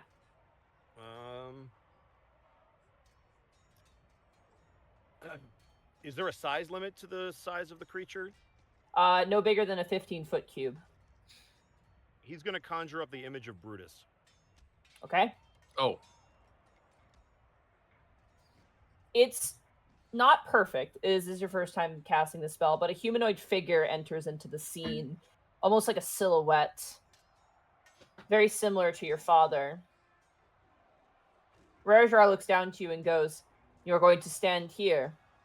And if this spell comes down, I'm going to punch you in the face." You have the nuts, and you watch as 3 berserkers kind of crack their knuckles and have giant burlap sacks that contain what look to be chestnut shells that have spikes on the outer part of it. I would like 3 concentration checks from you, Kai. This is the Monty Python Life of Brian scene. It really is. First one is a 15. Okay, you succeed in maintaining the spell. they Second have one is a a 9. Second one is improvise. 9. The spell disappears. You lose concentration on it. And Rajar is going to punch you in the face. Yep. Do you even have to roll, Monty? You take 8 points of bludgeoning damage as the spell disappears and you are just clocked in the face. Cast the spell again. Step up for this guy. And he's going to cast it again. Okay. Am I burning spell slots for this, by the way? You are, yes. Okay. Rajar coaxes for his berserkers to just continue to pelt you with these kind of chestnut shells. These nuts. Basically these nuts, yeah. I had to. I'm sorry. The expectation for you to maintain your spell. Last but Got it. certainly not least is Eustergal, and you expect Rajar to approach you, but he actually doesn't. He seems to go back over to where Milo is to check to see how he's doing. And you hear a set of footsteps approaching you from behind you, and you feel a gentle tap on your ankle. Strigol will 180 his head and look behind him. You see Dessa standing there. Oh, hello, Dessa. Hello? How can I assist you? Kidding me? I'm the one having to assist him today. And she kind of juts ahead towards Rajar. Yeah, Strigol's gonna look at Rarejar and then look at her and then kind of do a double take and then he'll smile. I get to train with you? Yes. Rajar found me last night when he was visiting Aya, and I won't say beg, but he was certainly very forward in asking me to assist him.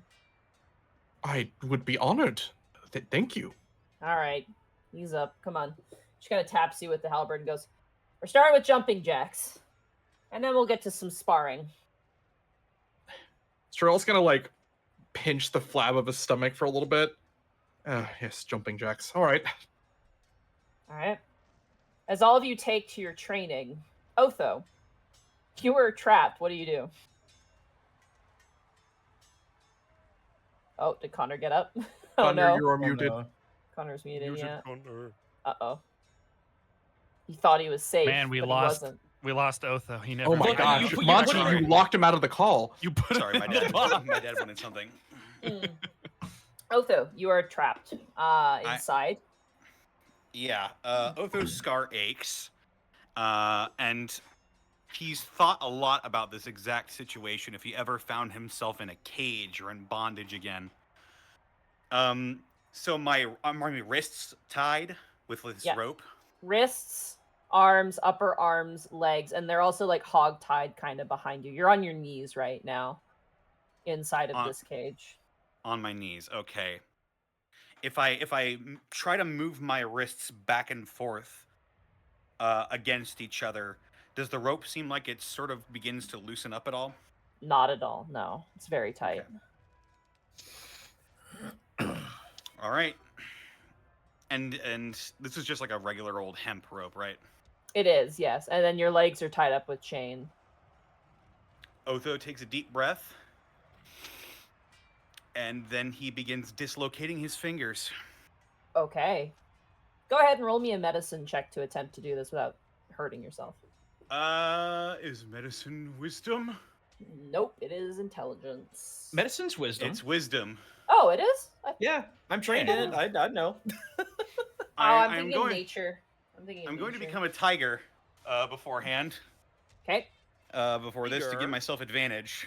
You feel the bonds tighten as you shift into your tiger-like form. Yep, because I am a wild hunt shifter, I have advantage on this now. Medicine is just a flat roll, so we'll see. Well, the first one is a 3.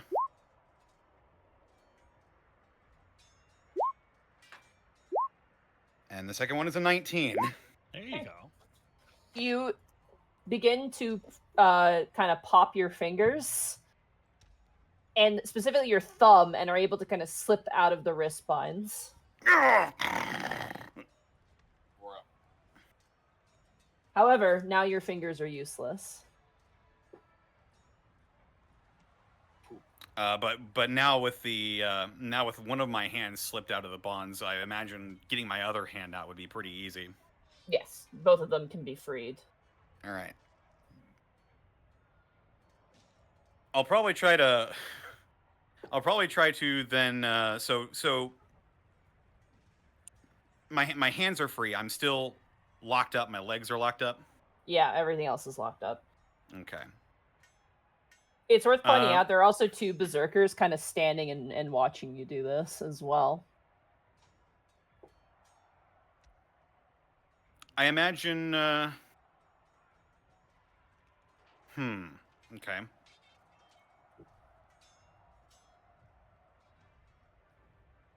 So it's tied around my feet as well.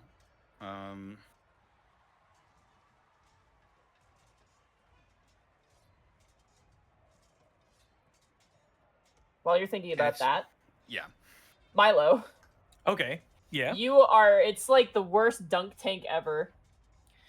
So it's just going to be physically impossible to get the armor off while I'm underwater. So the next thing I'm going to try to do is just raw swim. Okay. Because I got nothing else I can work with. You thrash, you can't get up. All right. Well, he didn't. Okay, so he said no magic here, but theoretically, I could at a later time. So I'm just going to start breaking off whatever parts are suspended on me to speed the process up. All right. Eventually, you do manage to get off your armor, and you're able to swim up to the surface. The berserkers actually bring you up. One of them jumps down inside and collects your armor, and they make you put it back on. I look even more perplexed than when Regdrar asked me to go get my armor, and I guess back in I go. Yep, back in you go. Once again, latched to that chain, and you are again sinking. Okay, so I'm being held by the rope. Am I being held by the chain as well? Yes, the chain has you locked down. The rope is to lift you up, so that way you can breathe. Yeah. I thought I was only tied by that rope. I'm gonna climb the chain. The chain is below you, so it's actually like, think about like a bathtub plug. You're chained to the bottom of the tank, not the top, the bottom. On the bottom. It's like a depth charge, and you're the charge reaching for the surface. Basically, Yeah. As you are thrown back in and are immediately like, what the fuck? Otho, what are you doing? Do I have my glasses with me? No, they would be gone. Darn. Yeah. Well, there goes that plan. You were also shirtless as well. That is true. Yeah.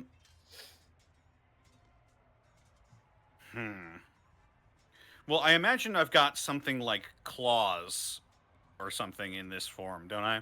You do, yes. Okay, could I just slowly begin whittling away at the ropes with my claws? Sure. Yeah, you do so, and eventually the ropes snap. However, you do have the chain still on you with the padlocks. Okay, where's the chain wrapped around specifically? It is specifically wrapped around your waist and is got basically like wrapping your feet together on your knees, so you actually can't like stand up. Oh, gotcha. Okay. Yeah. I don't have access to I don't have access to my thieves' tools. I don't think I could use anything on my body to pick this lock. So, is the pad loose or is it taut? Oh, it's tight. Yeah. Taut? Okay. While you think, Gaius, the 4 berserkers who you have working with you actually admire you quite a bit. And they actually grab a large rope, and basically there's just a red line set in the center. And I would like you to make an athletics check with disadvantage. All right. Let it be known, the moment he's away from Rare Jar and he's like having to do this, Gaius is to meter 180s, and he's actually like in a very comforting like smile like sort of phase right now. Even if he eats shit, he looks like he's having fun. Let's go. 9. All right. There is 2 female berserkers and 2 male berserkers, and as they kind of grab, you are just launched in the air and hit the ground really hard, and immediately, almost in a motherly fashion, the one female berserker is like, it kind of runs over and helps you back up, and is like, sorry, I thought you were ready, and they kind of like dust you off. Gaius throws his arms up in the air. Let's go again! Okay, again, and you watch as they all pull, and I'd like you to roll another athletic. What the fuck? Wow. The same The roll. consistency of the 5e fighter. Hell yeah. You dig in your hooves, but are still thrown to the ground as once again you reset. This does not deter me. Escan, you are basically at the zoo. You are told to hold a bunch of animals.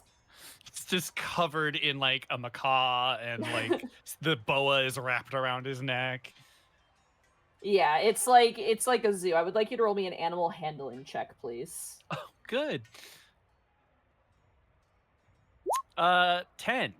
I Okay. can't roll anything other than 10s today. Roll me a Constitution saving throw, please. Ooh, poison. Let's go. Bite you in the fucking eyebrow. He likes me. 13. Oh my god, it's above a 10. 13. Okay. You take half damage. Great. As you are like, holding the animals, examining animals. One of the things you hold several times are snakes, as they're kind of, alligator adjacent. No! Wow. They're a reptile. Wow.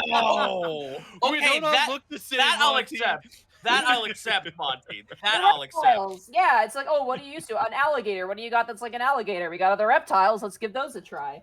You take 2 points of poison damage as you are bitten by the snake, and the tamer is like, ugh, and like you get the sense that he's gonna try and help you, but he actually doesn't help you, as if something is keeping him held back, basically, as you are basically being bitten by these animals. Is it that he's worried about the snake as well, or that he's worried about something else? He seems worried about something else. Okay. Yes, Cito, sorry, I apologize. No, I just wanted to bring this to your perspective. Alligator adjacent for an alligator is a Komodo dragon. I know, they don't exactly have a surplus on Komodo dragons here, okay? Why not? Here of all places, they don't. Hey, Monty. Yeah. Do we have access to our equipment? Basically, no, not unless he's let you had something. You have your armor. The rest of you guys, I'd say Kai has his spell book, obviously, and his focus, which is his sword. Guys, you have your weapons, but you're not really using them for your training. Yep, Otho has no use. literally nothing.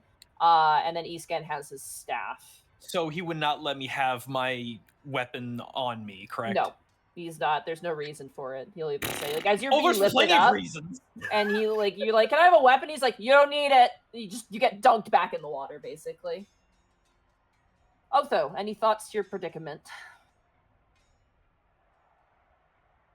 My only thought is, so the cage around me is made of metal? Yep. Okay.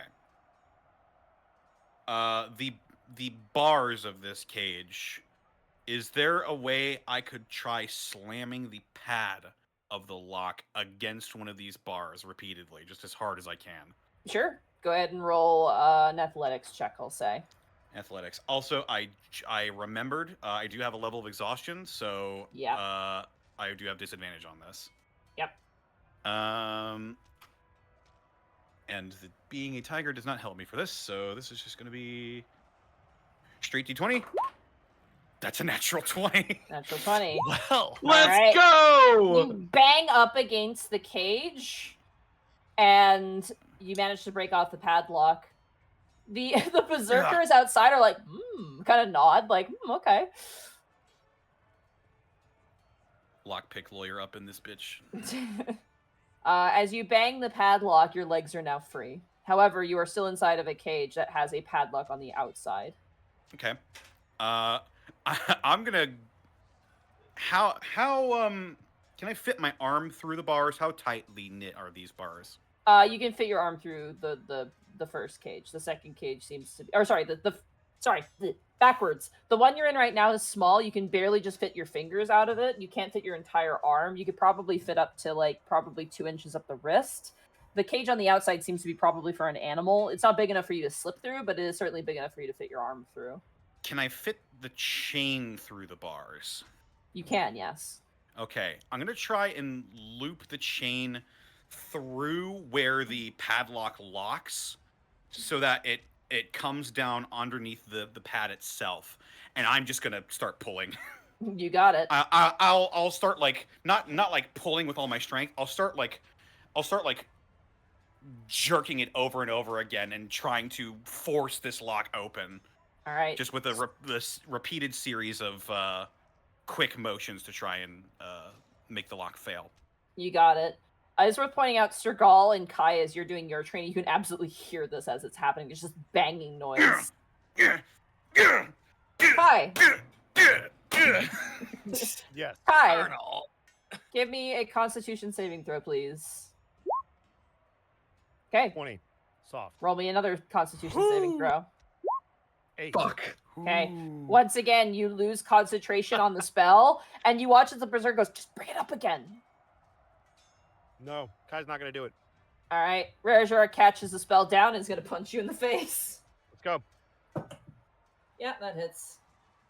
You take minimum damage. You take 6 points of bludgeoning damage. As you're punched in the face, he goes, cast it again. Dropping a stealth can be the difference between life and death. Clear your mind. Ignore the pain. Kai's going to cast it again. You got it. Block the pain with more pain. Ignore roll 20. All right. Strigol, as you were training with Dessa, you were just kind of trading blows. She's very skilled. You get the sense, and she seems to be moving quite quickly, though it is very hot, Strigol. Like you're used to training in the yards of Hearthland, which is more temperate, but here it's hot and dry and oppressive. Okay. As you parry, Dessa kind of swings around and goes, so how'd you get lumped in with them? Ugh! She kind of swings towards you. I volunteered, actually. That's interesting for you. I thought you were a bit of a homebody. Lots of things changed after the war, but I wanted to see if Aya and you were alive and well. Glad to see I was right. She kind of does a flourish and strikes towards you, which you nimbly dodge. Yeah, things are all right. How's my old man doing? His letter didn't tell me about him. He was mostly concerned about my well-being. He is well, keeping the guard in shape and on their toes as ever. One arm down, and he still can't be slowed down. You're leaning too much on your left. Thank you. Right. All right. And she goes to swing. I'm glad at least your friends are open to the idea of training. Rarashar is a bit of a hard ass, but he is a skilled warrior. That I have no doubt. How have you been faring well in this environment? Never a dull moment. It's nice to keep Aya company. She could use friends as much as Rezhar could use them. Has Rezhar always been this defensive of her? I wouldn't know. And she kind of sweeps around and swings. I know it might sound crazy, but I don't think he hates me. I think he kind of likes me. If he came to you asking for help, I would imagine there's a level of trust there. She swings and sweeps again, and you manage to kind of like block it with your hilt. I don't know about trust, but he certainly tolerates me. Besides, he doesn't order me around. You watch, she kind of stops and grabs a cloth and wipes off her brow. I did it because I figured it's been a while since I trained with a halberdier, and you are about the closest thing I can get to it. The honor's all mine. Tell me, does the crowned prince treat Aya any differently? She kind of stops and puts her the pole arm into the ground. She goes, he seems to like her. His wife in particular, they're friends. There's a bit of an age difference, so Aya doesn't really quite they get along, but I wouldn't say they're close friends. They talk about things, share tea, things noble women tend to like to do. As for you, does every other Delvarian come to challenge you and seek a continuation of the war as they have me? A few have, but and she actually goes. I want you to roll a dexterity saving throw, please. Mark. You're on your own, fam. No! Why did you betray me? Abandoned. That is an 8. Wow. As Dessa sweeps your leg and you hit hit on your back on the ground, and she kind of puts a polearm in the middle of your stomach, and she goes, most of the time I just kick their ass. You get into the habit of it. Come on, get up. Trust me, I used to get my ass kicked at this point. No, my purpose here is pretty one-noted, to say the least. Duck, and she swings at you. Sorry, man. I did it for the role play.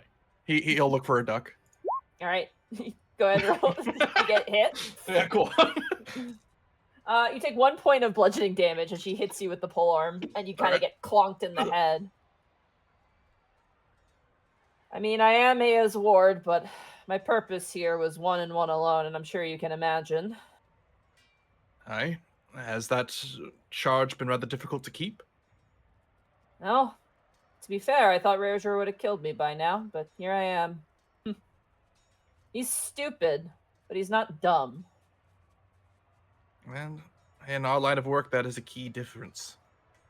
Still, a war being ignited over a town, I would not see much in way of, how do I say it, a political ambition in Rarejar. Nah.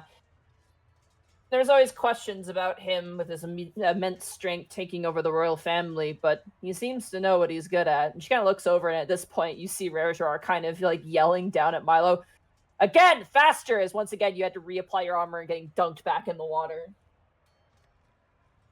He has no thought for politicalness. His brother is smart enough in that regard. It's interesting. You'd think that everyone here and anyone in leadership is just nothing more than just, strength is all, right? I think it's what has somewhat confused me the most. They have so much strength to create real change around them if they wanted to, but they seem rather wanting to keep things as they are. I don't know if they like stagnation, but they have no interest in, invasion, more or less. I don't mean of external affairs, of course. I more mean when there are bandits, rather than seeking them out or trying to improve the conditions of those who live in the fringes, they wish to continue their festivals. I'm so sorry. Can you repeat? I'm dealing with noise upstairs. I'm so sorry. No, you're right. Rather than trying to improve the conditions of those who live in the harshness of Delvarian's sands, they would see fit to continue their traditions and festivals, though that's more important to them. I don't know about that. I mean, you can't really change what at base is simply survival, and the festivals are a nice reprieve. Gives people hope, something to look forward to. Shows them the strength of their people, makes them feel safe. I feel like that has some value, huh? It does. Feeling safe? I don't mean to judge them. It's more just curiosity. It's a very different way of doing things. It is. I'm so used to stories of kings and queens wanting to branch out their borders, invade, and become this bigger amorphous thing. The Varians are interesting because they only wish to maintain what once belonged to their beloved woman of mystery, this Delvaria, of which the namesake of the country comes from. It's strange. Makes me wonder, and she kind of sweeps her blade around and kind of parries with you, if they just don't want to find themselves in the same way as the gnolls. What do you mean? Destroy, conquer, conquests. It wasn't Delaria's style. It was just helping people out, and in turn, them helping in return. He said the land of Delvaria was a gift given by those who found themselves underneath the banner of Delvaria, not by force, but by want. The land was tumultuous, hopeless, and yet, here we are. Well, if that is the case, then it might be smarter for them to try and expand their views outside of Delvaria. There are plenty who need their help and their strength that don't have it. Watch your left, and she goes to swing again. You manage to parry it, and she goes, that's true. I mean, a lot of their youngins go out to be mercenaries to learn more of the world, and they're not too afraid of foreign ideas. It's just people who take advantage of them, which you can't blame them for. I can understand that. So sorry. The Gobber Sprig. It's people upstairs. Oh, fair enough. Sorry. I was just I imagining apologize. Sprig doing elbow drops off the top rope. River dancing. Oh, Yeah, river dancing. sorry. I was somewhere else entirely. You're all good. As you continue combating, Otho, what are you doing? Connor. Oh, whoops, sorry. Yep. Yes. So, once again, I realized I only rolled the once on the last roll. Oh yes. Yeah, I'll let it. It's already resolved, so we'll let it stay. Okay. But yes, for future All right. rolls. I'm you're all definitely gonna roll with disadvantage this time. People in the comment section. good. All right. So what is this? I'm trying to just make the lock You're trying fail to by repeated seesaw, jerking yeah. motions. I'm gonna say that's gonna be an athletics as well. Another athletics. Okay. First roll is a 13. Okay. With disadvantage, it's gonna be an 8. Okay. The heat is getting to you. You are panting, and you are in your were-tiger form, which is now significantly warmer as well. Ugh. And you are just like, you have to stop and breathe readily. However, Otho, as Escan is in a different area, what is your passive perception? 12. Damn it, my one strength, Monty. You took it away from me.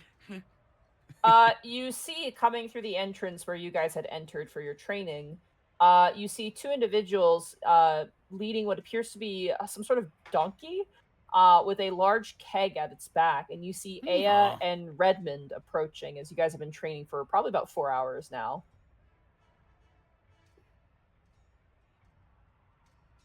Do you say anything as you see this?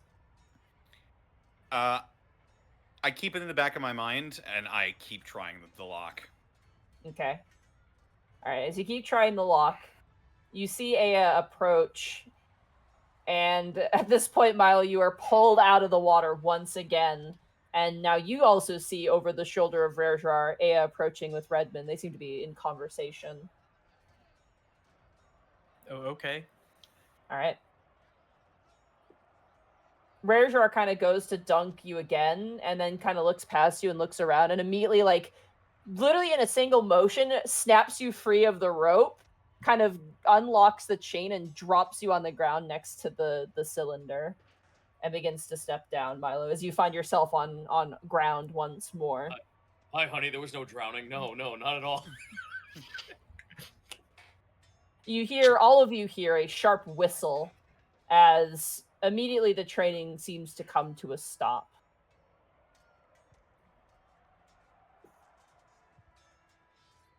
Oh, man. You are all bruised, tired, and Otho, you kind of feel exhausted as the padlock you're slamming up against, your chain is like moved by the berserker and you are unlocked and let out. Yeah, I just start panting, and I slowly wither away back to my more humanoid form. Yeah, you're like, Yeah.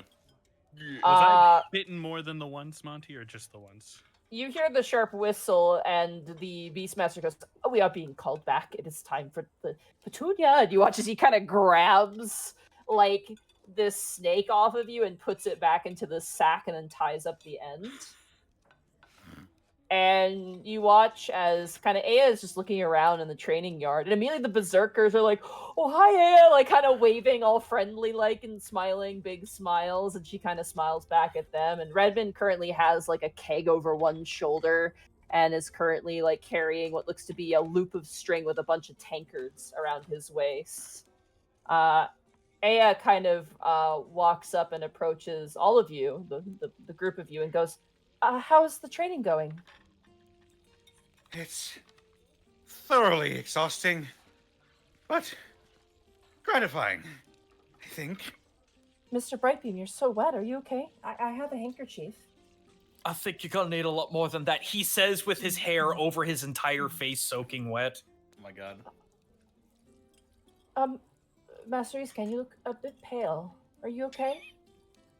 I got bit by a snake. Oh, are you okay? I think so.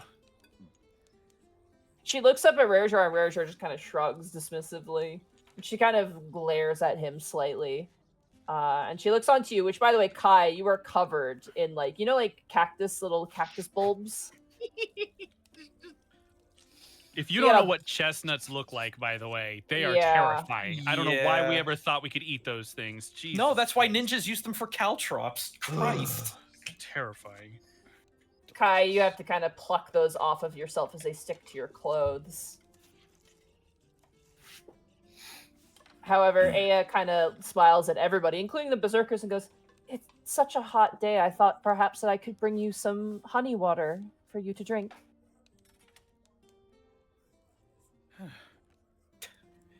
That is most generous of you, Lady Aya. Rarejar kind of looks towards you, Otho, and goes, "Yes, that is very generous of you. Thank you very much." All Very right. well. All right. Can I incite that shit? This fuck. Get a room, am I don't even- right? He's I don't trying to even learn how to talk to people. I don't even care what you say, Connor. No, Connor, shut up. Insight. The class. Inside? Go for it, Gaijin. Oh. Good. That's enough. Oh, You know what? That man. checks out. I'm dying. You're wet Yeah, and you're- also sore. You're toast, bro. I appreciate the attempt. You watch as Aya kind of like runs behind the keg, like the large one that's on the wagon, as this donkey's just eating hay. And you watch as the Dovarian berserkers are all like, they're like frat boys who just got, they're at the Gatorade, like, the Gatorade, cooler, and they're like, "Yeah, Gatorade!" Oh yeah, dunking on a razor art. They all Yeah, fucking die. electrolytes. And sure enough, it is refreshingly cool honey lemon water, and it's quite nice, honestly. Oh, As sick. everyone stops and kind of takes a drink. I'm Redmond on actually Team is. H2O. Yeah, Redmond actually hands it out, and if you had exhaustion, you now no longer have exhaustion. Cool. Woohoo! As you are fully hydrated and no longer overheating. Hail hydrate. Escan, with your passive perception as you take a sip of the water, you notice Rarejar is like shuffly is the best way to put it. As he's kind of moving around and like seems to be looking up at the sky and then like adjusting ever so slightly. And you're able to discern with your passive perception that he's trying to position himself in front of the sun. That way Aya's not in direct sunlight. Oh my god. That's adorable. Eventually finding his place and stopping where he is, and then kind of putting a hand on his waist. You get the sense, too, that he's slightly annoyed because he wants to keep training, but at the same time, Aya brought snacks, and he's like, "I cannot interrupt snack time. It is important." Does Aya seem to notice or recognize what he's doing? She does, and you see her kind of look up at him, and you can read lips, and she kind of says, "Don't worry, I'll be fine. It's not that bad," basically, is what she says to him. And he kind of looks down at her and goes, "I know, but it is very hot, and last time." And she kind of shakes her and goes, "I'll be fine. It's only for a moment." And he kind of nods, but he still stands in place. That is curious.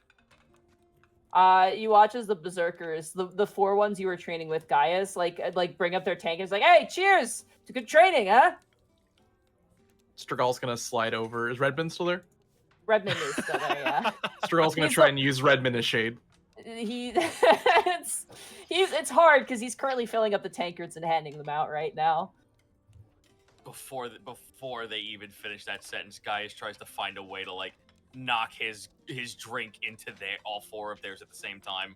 Sure enough, all the berserkers seem really happy right now as they clank glasses with you. There's a bit of camaraderie as they're like, "Oh man, training, am I right, guys?" As you drink the whole barrel basically of the water as each of you kind of drink. I would say Otho and Kai, you're quite intelligent. I'm gonna say actually the whole party is pretty decent intelligence. You get the sense that Aya is not only here to give you water. Just based off the way that she's looking at all of you, she's also making sure you're okay. Just based on the general observation, she seems to be watching you very closely. As you guys get your fill, though, she does approach the group of you and goes, I've finished reading the entire document, by the way. What have you found? It is very complicated, but I'm going to start doing some preliminary tests. I might have need of you after your training if you aren't too troubled. And there were... never mind. And you see her kind of dismiss something, and Redmond kind of stands up to his full height and goes, there's something in those documents that spooked her real good. And he kind of goes back to filling the mugs, and Aya kind of turns, she goes, Yes, there was some concerning details, and you watch her kind of like reach up and grab her shoulder, and she kind of goes, it was a little chilling, to say the least. What was it? This individual who gave you this documentation, his nature is no longer a mystery to me. Yeah. He mentioned in finding a cure the means of his creation, and it is accursed information. It is no mystery that apothecarians, people who mend and heal wounds, make use of cadavers, but the nature of his creation, the way in which the human body was described, and it was like a baker making bread. It was disturbing, to say the least. I apologize. These are just the things that we have to deal with on our travels. More of a reason to train, Merjar says. Iskan will kind of sigh. Is the Beastmaster there? He's currently getting a drink of water, even though he hasn't been training at all. He's like, ooh, water. Iskan's going to finish his cup, walk over and tap the Beastmaster on the shoulder, and kind of just point in the general direction of where all the animal cages were. I think I'm ready to go back. I'm not. I'd like to enjoy more of the princess's company. And he smiles at her, kind of beaming. Iskan will sort of look towards Rarejar. Rarejar seems to be looking towards all of you. And you watch as Aya kind of walks out from beneath his shadow, and he immediately tries to match her, and it's like, shit. And then she walks into the crowd. He's like, damn it, okay, she's out. And you watch as he walks over and grabs a tankard of water and then walks it and hands it to him. And he takes it and is like, immediately starts drinking with everybody else. You watch as she kind of leans and goes, speak your words, Rarejar. And he kind of like, you see his eyes narrow, and eventually they wander towards you, and he drops his cup and leans back his head and goes, you exist in a world of dragons, eldritch beings, and things even greater than still. My wife wants you to live. I will not see you tested and found wanting. Yes, sir. Aya kind of nudges him to say more, and he kind of looks down and goes, no, that's all I'm saying. And he goes back to drinking, and she's like...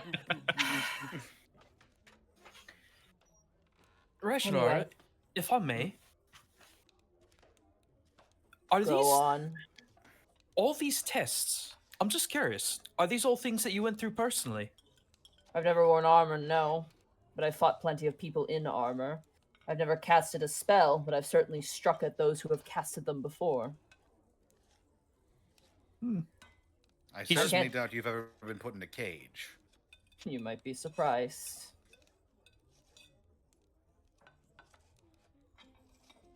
The rest of you, laps, you 6 in front of me. We are going to talk.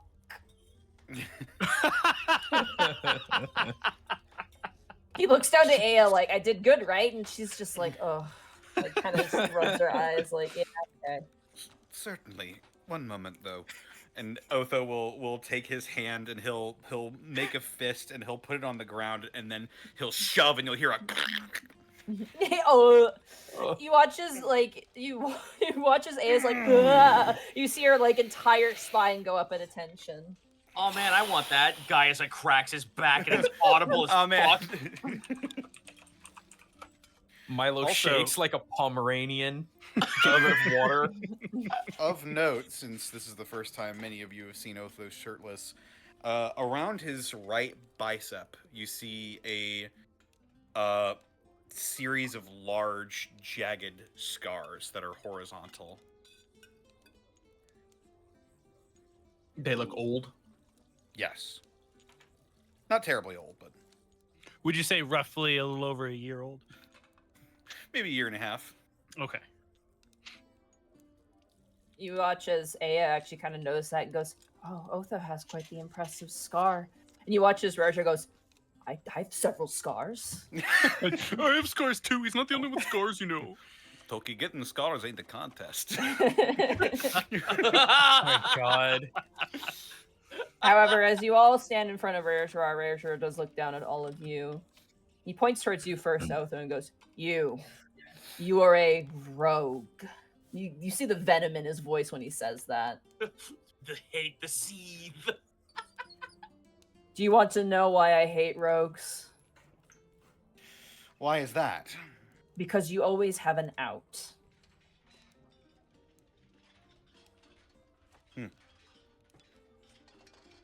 I hate them for a different reason. Well, become what you hate then. You must always have an out, even under threat of death. If you cannot escape, they cannot escape. He walks down next to you, Kai. Magicians are dangerous. A magician with focus is deadly. Maintain your focus, and it could be the difference between life and death, not just for you, but for your companions as well. Fear and faltering is a mind killer, and is an ally killer as well. Yet another. I looks like he's about to say something, but he looks over to Otho and bites his tongue. He looks down towards you and goes, "You are like my wife." And there's a moment of pause. Otho gives him the quick head shake. No. Everyone behind Rare is like, come on, dude. Wait. You are like my wife. You are strong, but you are fragile. And he keeps walking. You, and he looks down to you, Milo. Mm-hmm. You wear armor. I don't like armor, but that's my preference. However, armor can just as much get you killed as it can save you. You must make up for these shortcomings, lest you die protecting yourself.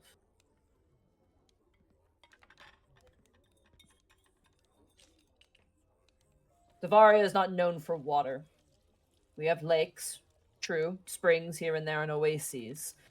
But in lands beyond there is water that is deeper than you are tall, or even I am tall, and deeper even than that.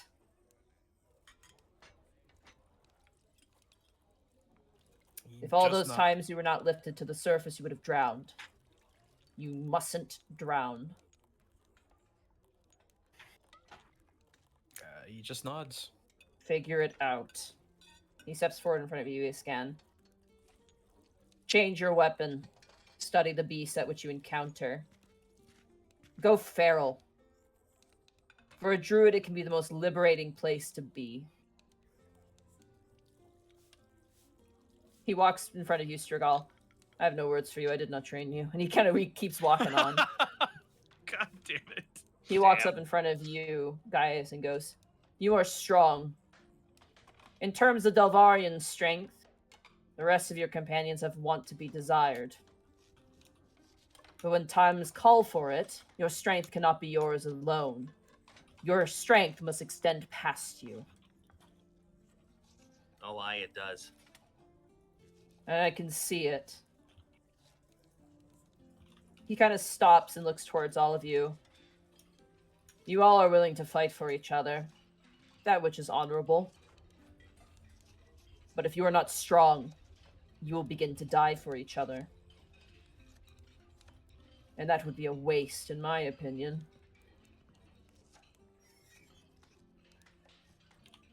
You are dismissed for today. See me tomorrow morning again for more training. Yes, sir. Strigal will put the halberd back on his shoulder and march back into the castle. All right. If I may ask, To where would whom? I find your weaponsmiths? Merjar stops and turns and goes, "Figure that out yourself." Damn. Okay. Goes over to someone else. Where can I No, find he goes over Down the line. goes over to Goes up- Redmond. Do you have a map of the palace? Redmond looks down to Escan and goes, "Weapon adjustments. I could help you with that." Oh, okay, that would be really helpful. Of course. Aya, do you want to...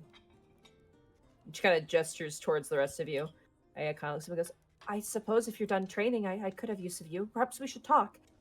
Redmond, would you like to join us?" And Redmond kind of smiles and goes, "I would love to." Strigal marches back. Can I insight that?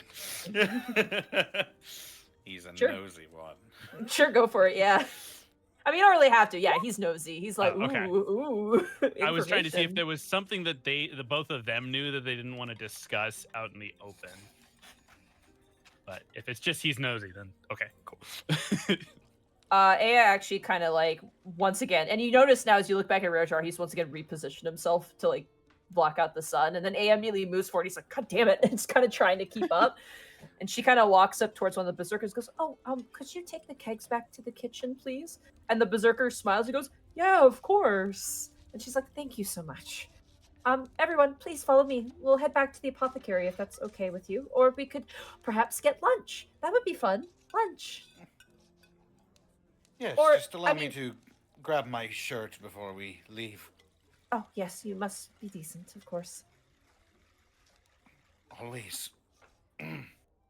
Master Otho, are your fingers all right?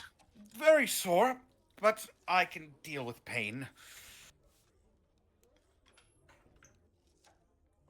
Aya kind of turns up towards Rarejar, and you see them kind of, having a dialogue as Redmond kind of leads you forward. Eastgame, were you wanting to pry in on that, or are you just going to leave it? On which, Aya and Rarejar are talking. if we're being led forward, I'm not going to eavesdrop. So Okay, you got it. Eventually, you see Aya kind of like catch up with you, albeit Redmond actually does slow down to allow her to catch up, and then all of you make your way into the apothecary. Or would you guys like to get lunch? That is your choice. can we eat the apothecary? Yeah, you can grab food for the apothecary. Can we eat the penicillin? No. No, it's mine. Right. Milo goes Just full has- golem. It has the Bilbo when he sees the ring again for the first time. As you make your way with some food to the apothecary, that is where we're going to take our break. Okay. Yay, potty time. It's pee-pee time. That is your first day of training. I hope you guys can figure it out. Man, Quite a we lot. just cannot stop making Dune references in this bitch.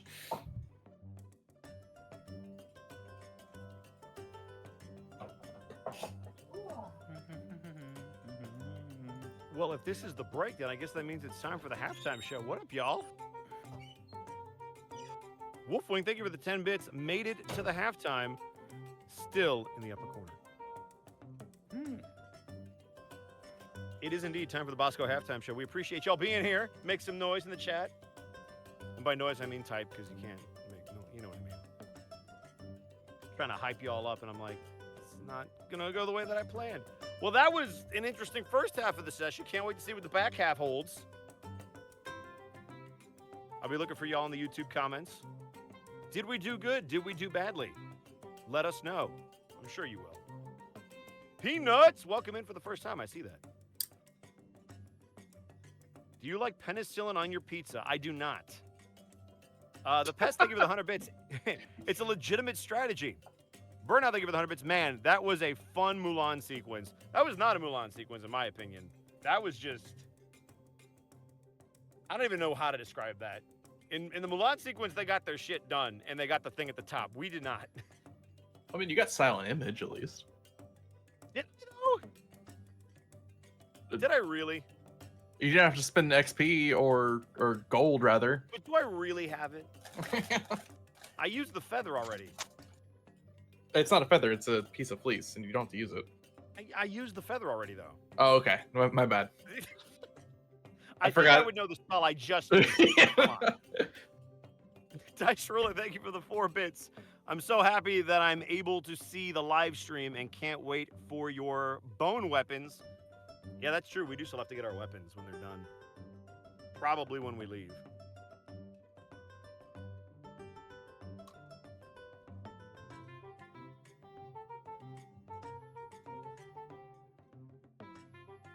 Also, thank you for those of you who stayed up late to catch this part of the episode. If you're taking off, have a great rest of your night. Also, we got a hype train up in this mother. Thank y'all so much for that. Very generous. We'll have to tell Monty so we can get the whistle. We got to get the whistle. Gotta get the whistle. I'm eating food. Bosco, how do you make a character that is so like myself it hurts? I don't know, man. I try to draw from people that I know and characters that I like, and I try to put it all together into a mix. So if you relate to them, cool. That means they're, hey, there it is. If you relate to them, then I'm doing something right, because then they feel real, even if they're dumb sometimes. Sirius, thank you for the 5 bits. Imagine a lot of comments about Ragnus would be a lot different if he were hot like Redmond. I don't know if that's true. I feel like personality is just as valid as how you look. Well, if not more so. Well, to be okay, chat. We know Rare Jar is like fully committed to Aya. We don't know if Redmond's on the menu. If that's an open market situation. So that's why the thirst is stronger. It's true. Also, White Star, thank you for the 100 bits. Gonna listen to the rest of this tomorrow at work. Y'all have fun. Henry Skellerman, thank you for the bits. God, I hope Milo's fine after he got dunked like a chicken nugget. That's funny. Blackfoot Fairy, thank you for the elite bits. Train time! And we got Zen with 100 bits. Of course Ragnus is hot. He's part fire giant. Get out. Killer Chansey, thank you for the 10 bits. So Milo goes through a saw trap. Gaius plays children's games. Otho gets some shibari. Kai focuses on how much he hates his dad. And Iskon goes to the zoo. And Stragal gets to train as normal, which is nice.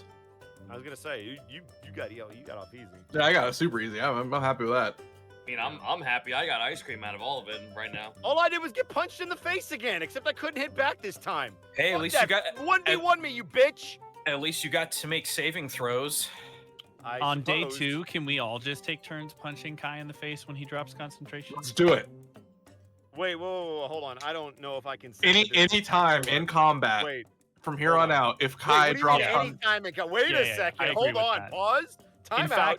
You know I what, get though? to I don't know drive what to you're so Bosco's worried house about. and punch him. No, wait a second. This I don't know is what getting you're way worried too about. meta. No. Hold on. I don't know what you're upset about because if I can hit you, I'm going to do negative damage to you, so you'll be fine.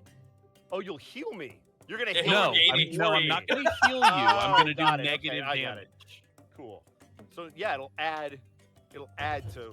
All right, perfect. No, that's not how that works. I see. He'll give I you pick 10 up, HP. my dude. I pick up what you are putting down. I didn't put anything down. as Kai comes in with a skateboard over his shoulder. How do you do, fellow kid? Bosco, have you talked about the Bosco? Yeah, I just want to punch that guy in the face. Have you told that story? I don't know if I've told that story live. Okay. That's a story, man. The fact that happened independently, I can tell that, but I got bits to call out, and then I can maybe tell it.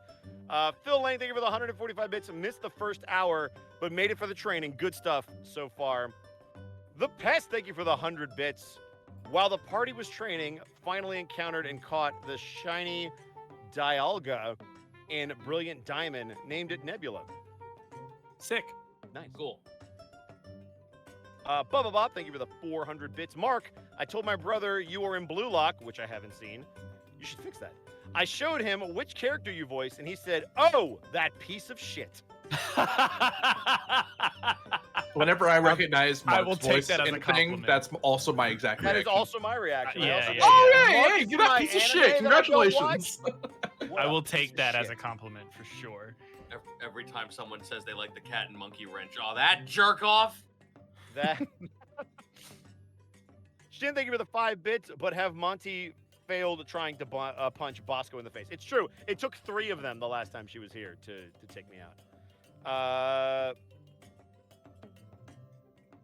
The Sleeping Seth with the 100 bits. I really like how much of a petty smartass Kai can be. Reminds me of an early Spider-Man. Funny you should say that, because on a totally unrelated show to Unexpectables, that was one of the inspirations for Kai was Peter Parker. So thank you for saying that.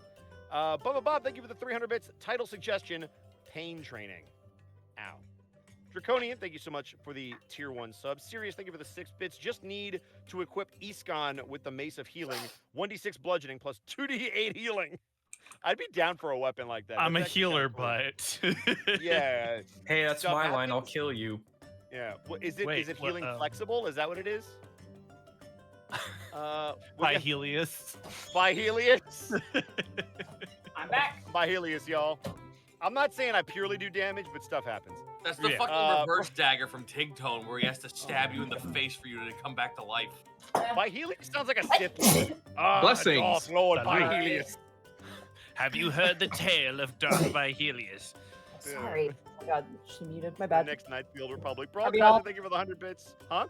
Are we all back? I think so. Connor Connor. back? Connor. I am eating ice cream cone very quickly. Hello. Hi. Hello. Oh, hello. All right. I think we're all back. Is everyone good to get started? Yeah, let's do it. Let's get Well, back to very good. Pain Peloton. Paint-a-thon. I prefer the pain elliptical myself. Nope, wrong one.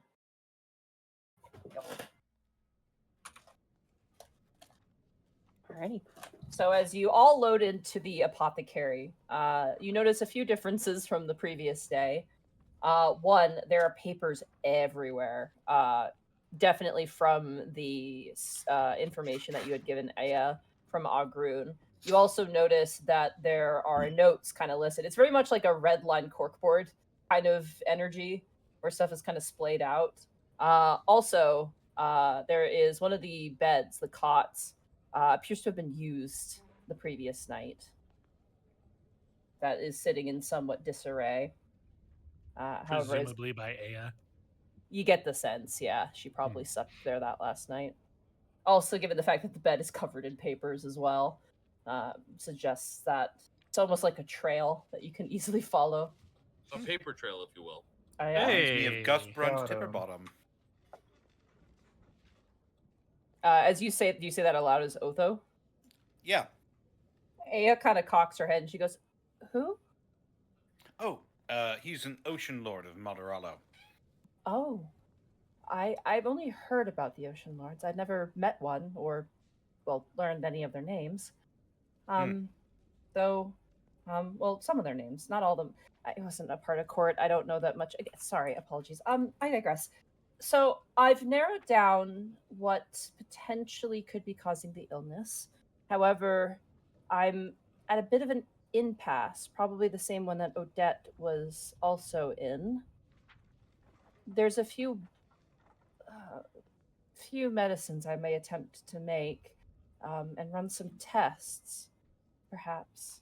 I wish I had a more immediate solution. I hope time is not incredibly of the essence. From what I could understand is that the kids were doing all right. The gentleman who was taking care of them is finding ways to keep the symptoms down and keeping them healthy, just not curing the disease. That is quite strange. The medicine that he's providing should be curing them, but it's not. That is incredibly puzzling. But I have some tests I wish to do to potentially figure out why that might be. But I will need some materials. And I was wondering if perhaps you could fetch them for me. I'll be happy to. He just kind of springs in.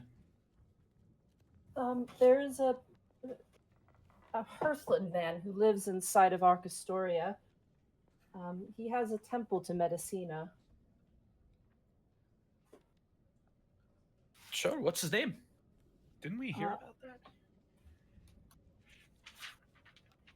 One second, I'm trying to find his name. You'll kill guy. His name is Joshua Freeman. Freeman. Does he have a brother named John? Help me, Freeman. Joshua Freeman was studying, and his was studying laboratory. When his brother gave him a call there. Gabe Freeman over here. So Gabe Freeman went over to where John Freeman was praying. Praying. Dessa can guide you to where you need to go. If you need it. We She's don't- usually... Oh, sorry, go ahead. I was just gonna say, we don't know, like, how familiar are we with Arcastoria at this point? It's a big city. That's what I mean, figured. you know where Lenford and his wife went. You also know where Heather went as well. Mm-hmm. Because she's still in town as well. And then, you have a general idea like where the markets is and stuff like that, but you really don't know. Right. I think we could use the help, definitely. Very well, Dessa says as she kind of steps forward. Thank you. I appreciate it a lot. Perhaps in return, we could help you with some of your training. How so?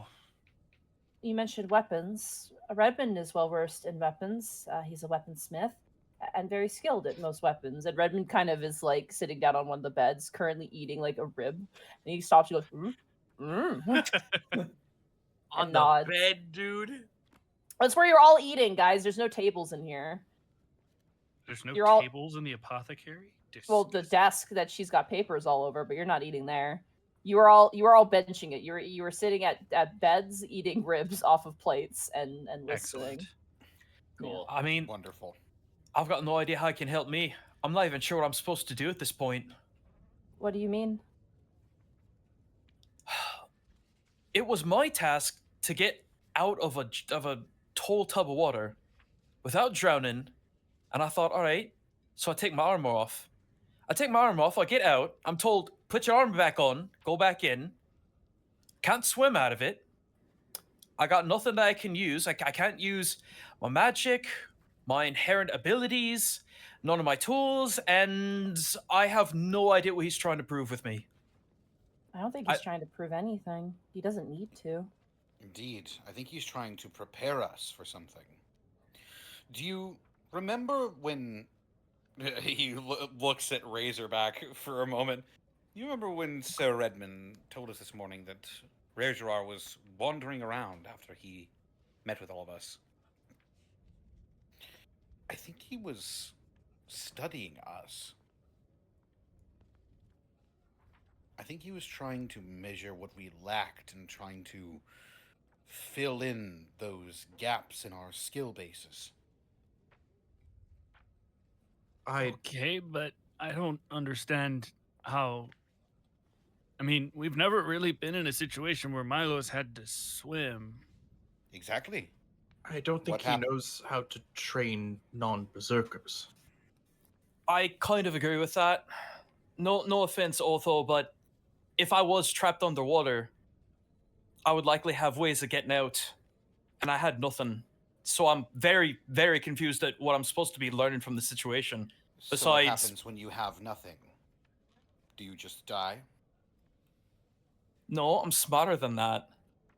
Remember what Ration I said to you? Always have an out? That's kind of the idea. Indeed. And Redmond kind of leans forward. And what is your out if you're 10 feet underwater in armor and can't get out? I break my armor. I get out. And did you get out before you drowned? I did, but then I was told put the armor back on and I got dunked back in. Oh So no, Milo, you never did. You could never get your armor off fast enough. I thought... No, You because over time you managed to fully get the armor off, and then you floated. But by that point you had basically quote unquote drowned several times. They yanked you up. You couldn't get your armor off in time before the 1 minute time came up. Okay, that was information that I did not know. Sorry, yeah, no, you failed. You didn't manage to get the armor off before drowning, which seems to be the goal. Because what I was attempting to do was just break it off. Yeah, but even that took too much time. Eventually, you had to be pulled up to breathe. And Okay. Yeah, because basically, like, say you were underwater, you broke off, your greaves or like your chest plate. You still had everything else you had to take off. That was still weighing you down. But every time they pulled you up, you were missing a part, and then they dunk you back in, and eventually you would have nothing left. But at that point, it would have taken too long for you to take it all off. Sorry, I thought I should have clarified that better. My bad. So. Yeah. Well, I withdraw all those statements then. Sorry. Yeah, I think I might have gotten you confused. That's my fault. I'm so sorry. Regardless, we are doing what we can to try and ease relations between Rirgerar and the very least Eastern Vale and Hurtland, though it seems to want nothing to do with me. I suppose I should be thankful in the sort. I feel quite guilty, to be honest with you. How so? The night after the festival, I asked Rirgerar to ensure that you would not die. I thought it was more meant for him to not bring any harm to you, but I feel like now he's taken it as quite the goal to prevent you from a lot of harm by training you to avoid it. If you want, I could tell him to stop. It would take some effort, but I could. I don't think he understands what makes us strong. Each of the individuals... He does. He does. She kind of looks around, shifty eyes, and as she does, Redmond immediately leans forward like he lets go. Here's the tea I came for. Last night, he visited me, as he is wont to do, and he spoke surprisingly highly of you. He probably wouldn't want to say it directly to your face, lest it go immediately to your heads. No offense. But he spoke of your strengths, but then spoke deeply of your weaknesses. I don't think he likes you, but I don't think he hates you either. I just don't think he would say it to you. He's not really the type of person to do that. Well, what do you recommend we do? I'm not a warrior. I've never really have been, but...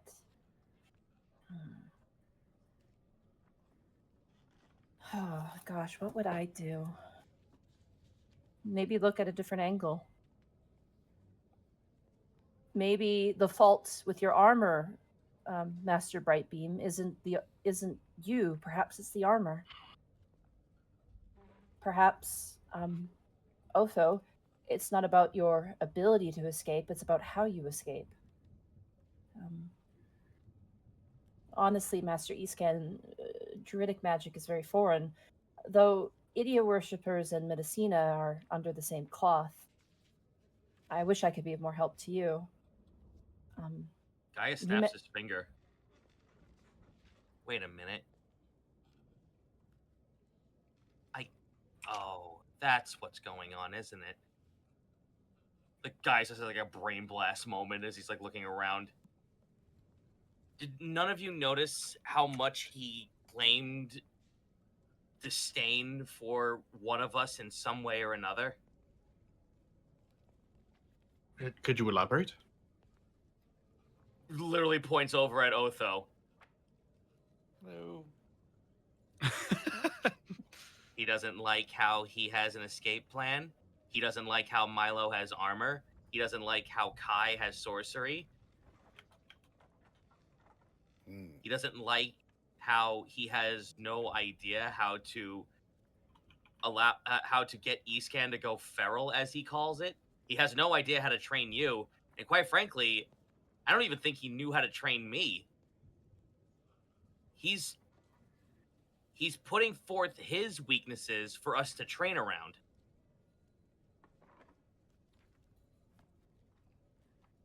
So in a way, all of this training is things he can't do.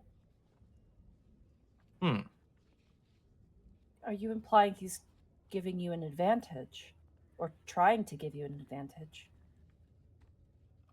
In some weird way, it almost seems like that. Playing to our weaknesses also may give him some sort of insight to get past his own. Look, So he's by trying to putting study us then? Aye, that's exactly what I'm thinking.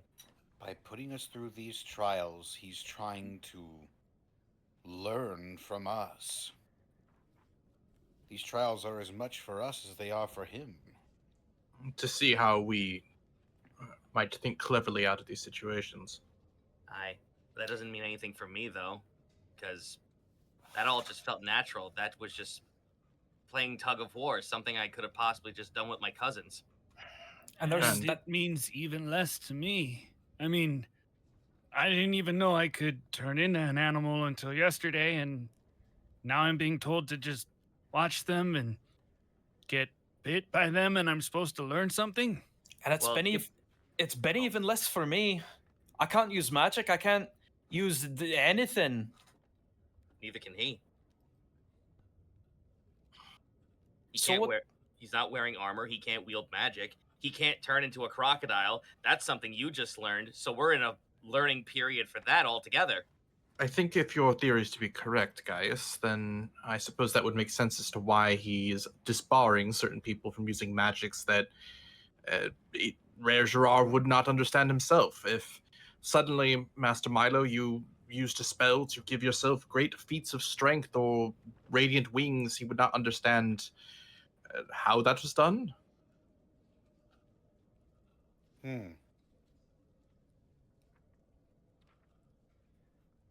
By that Judging regard, from- he's trying to put us to his level in some way. To be fair, his level is quite far above us. Well, Literally. well, I never meta-wise. Gaius just like looks over at Otho and just shrugs. Well, I never said we had the capability to be just like him. He's just putting us in a situation that would seem of a weakness to him. It's an interesting theory. It's one I can only just seemingly cope with and just think about in the most positive way. Hey, He you've has- seen him. Oh, sorry, go ahead. No, go ahead. Hey, you've seen him train. Has he ever purposely handicapped himself in a really drastic way to overcome some kind of odd? Oh, not really. See, that's what bothers me, guys. But- I'm sorry. Oh, I'm so sorry, Master Piping. She kind of raises a finger and points towards Redmond, and Redmond's got a big smile on his face. Mm-hmm. You'll have to forgive me, he says as he takes a drink of his water. His teaching habits may have been picked up a bit by me. Now that he's in charge of training the berserkers, he's applying what he knows.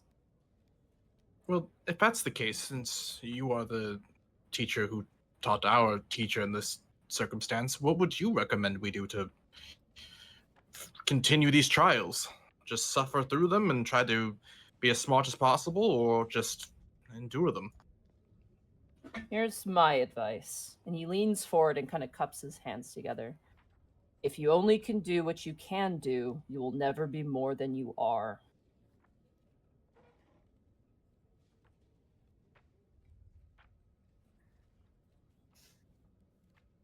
Okay.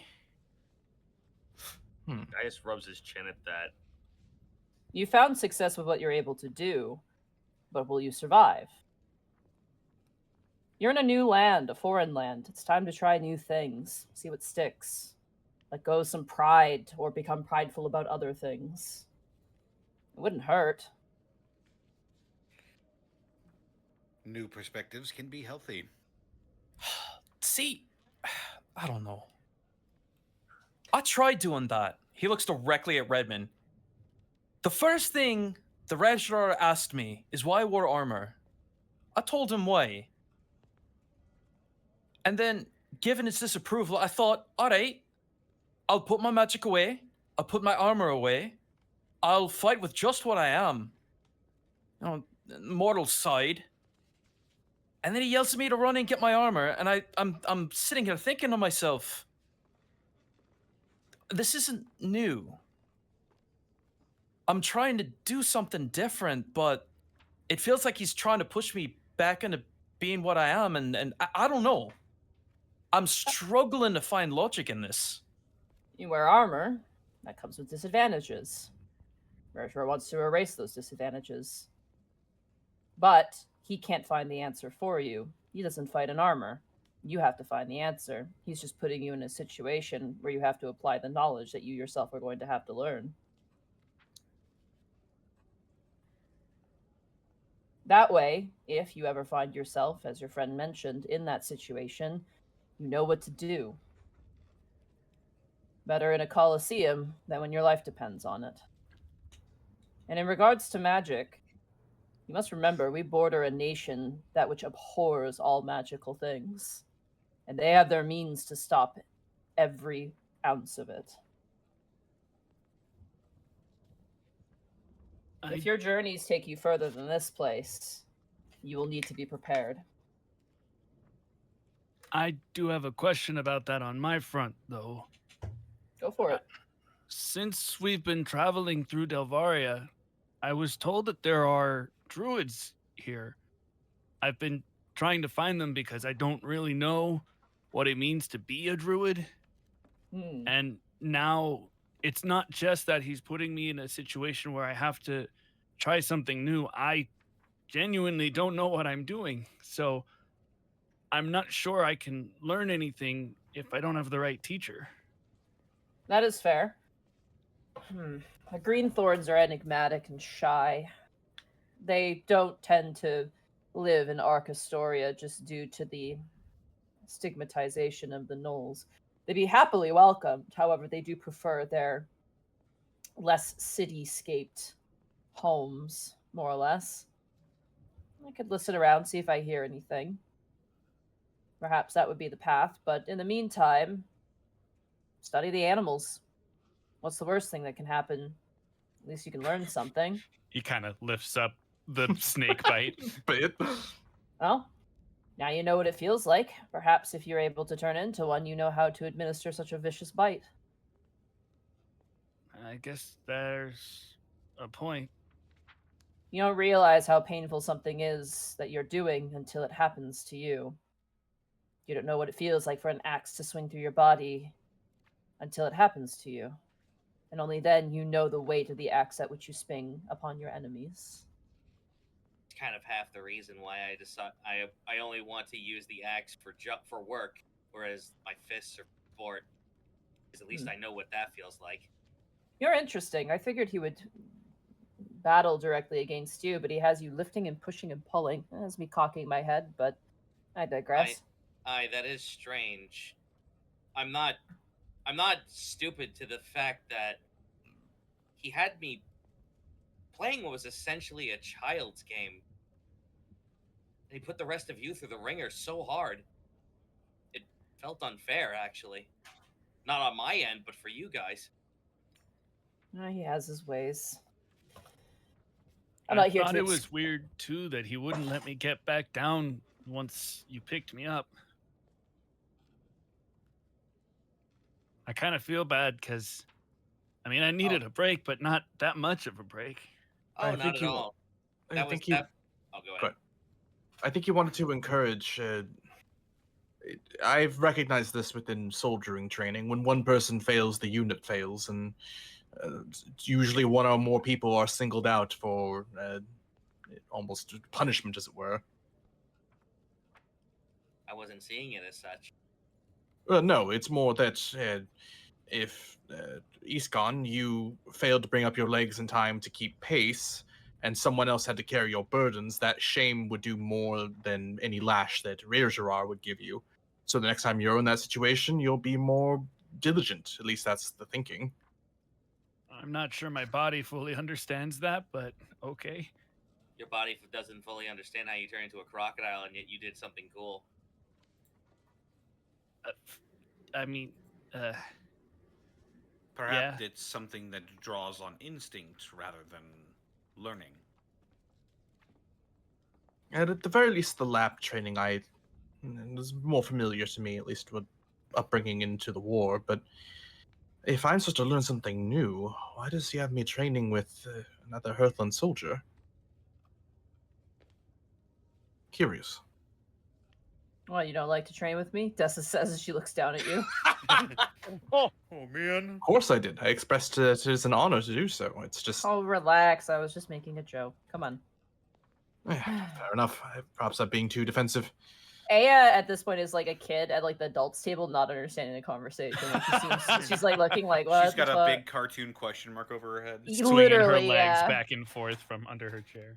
She kind of looks towards Redmond, and Redmond kind of shrugs, and she looks towards her and goes, I digress. Again, if you do not wish to train, I could speak to Regerar. He is stubborn, but he seems to listen to me, at least to a point.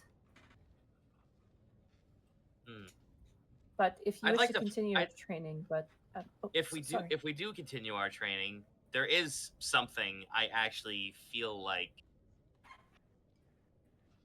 we could do to make it feel like it's even ground, and he has to learn something as well, not even just us. He turns over to Redmond.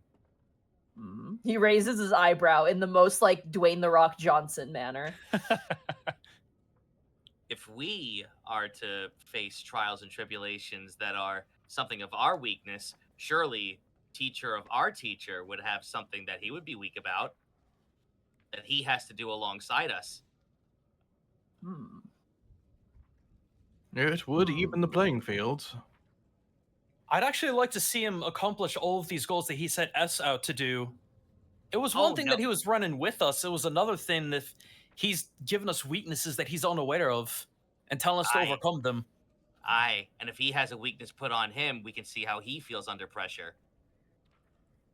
You watch as Redmond kind of strokes his chin and he goes, "We could play keep away." Go on. He looks towards Aya, and Aya just like looks side to side, like, what? How did I get roped into this? All right, we pretend to kidnap Aya. Yeah, I was like, I hope that's not the suggestion. All right. Redmond's suggestion: we prank him thinking that we killed his wife. Okay, that's a little extreme. I was thinking we would just play hot potato with Aya back and forth while he chases after us. You went somewhere really dark. Listen, Frank and that was John. Crisito.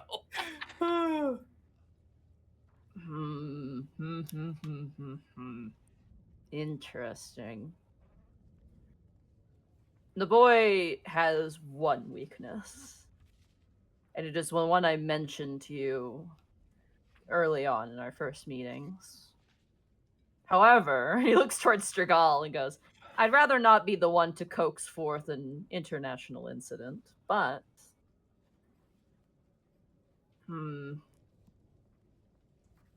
some manner of assurances would help him for sure."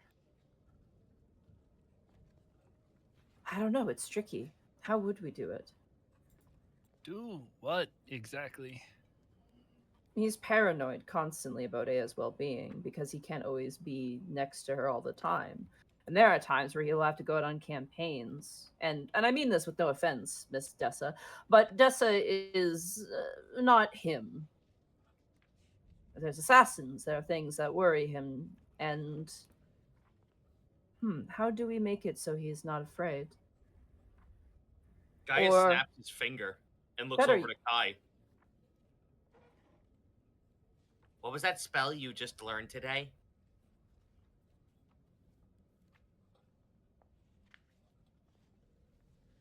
Kai? Kai is dead. Uh-oh. Kai is dead. Bosco? Kai is dead. No, I'm here. Sorry, say one more time. Yeah. Gaius was asking you what was the spell you just learned today. It was silent image. Do you have any other spells that have that sort of sway of magic? I don't think so. Not illusionary like that one in particular. A thought occurs. He's paranoid. He's paranoid about Aya's well-being. But what if he was put under a situation where he had to choose? He was forced to choose.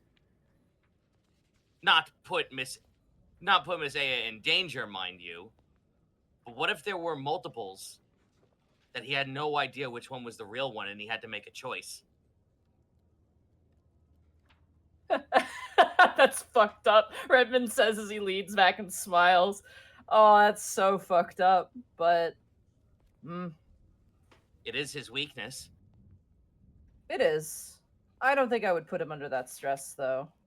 That I think would just simply incur his wrath. But there might be a solution. Let me think on it. Perhaps. If I we might are have- to train, if I feel it's only best that he learns as well. Yes. He Well, kind I of would- turns towards I- Aya and goes, perhaps that's something we could discuss. But I digress. Ribbon stands to his full height. If anything, you are all articulated, generally polite. Perhaps you could teach him some manners. I was going to say, the thing that's going to be far more damaging to his relations with other people that could create assassins towards Aya would be causing an international incident. Learning to understand when not to fight is almost more valuable than how to fight. Though I will say, I'm no stranger to this as well. He does lack social etiquette. And this is coming from me. Yes, he's never been very well versed. You see, like, Aya, just the war flashbacks in her brain. This is seeing- I mean, the only time he's ever really nice is when I ask him to be. He's very guarded, but he has his reasons. Anyway, I digress. She kind of stands up to her full height. Milo, I also put in an order for a very lightweight Morton pestle for you as well, and some herbs that could be used as balms for your companions for their wounds. I also wouldn't mind showing you how to synthesize some anti-poison medicines, perhaps, for your ventures. That sounds wonderful. That might be really helpful. No reason exactly. I kind of thought about it for you. Are you still feeling okay, Eastcan? I have never been bit by a snake before. How does this look to you? And he's gonna hold up the snake bite. Your Hiss entire, it, the your wound entire hisses. your entire left eye is swollen. How are you seeing out of it? His arm just fucking melts off the bone. Falls off. She looks Tell me and the she truth, goes, Doc. Is it bad? It's mild. It's mild. You'll be okay. But I'll wrap it up just in case. And she kind of wraps up your arm very quickly and puts an anti-inflammatory on it. Redmond, if you don't mind me asking, how did the late queen pass? Wow, that's kind of out of nowhere. Childbirth, with the king's third son. Who is? They didn't make it either. I see. How did Rizhar take that? Not well. He was 7 at the time. Even though Isabella wasn't his biological mother, the feelings were all the same. The Crown Prince took it quite heavily, and the King more so. I have been able to move past in my own regard. She and I were very good friends, best of friends, but it is challenging. He says as he actually looks towards Aya, and Aya kind of looks a little solemn at that. Apologies for potentially bringing up harsher memories. From my experience anyways, those who are paranoid usually are dealing with a rather drastic series or a heavy pain. And I'm trying to understand his. I It goes beyond that as well. It's oh boy. He kind of looks around and goes, Dessa, can you close the door? And she's like, oh boy. And she walks over and she closes up the door. Aya was He's looking inside. slams him against the window. Oh, my nose. I would be remiss to not assume that it may have something to do with it, but additionally, Rare Gerard has not exactly had a strong streak of successful marriages, to say the least. Oh, I see. Is he a widower? No, oh gods, no. We had an agreement with a merchant in Treyscalden many years ago when Rare Gerard was, I believe, in his 20s. He was arranged to marry another woman, and she fled. Sorry, no, continue. Is that above game or in game?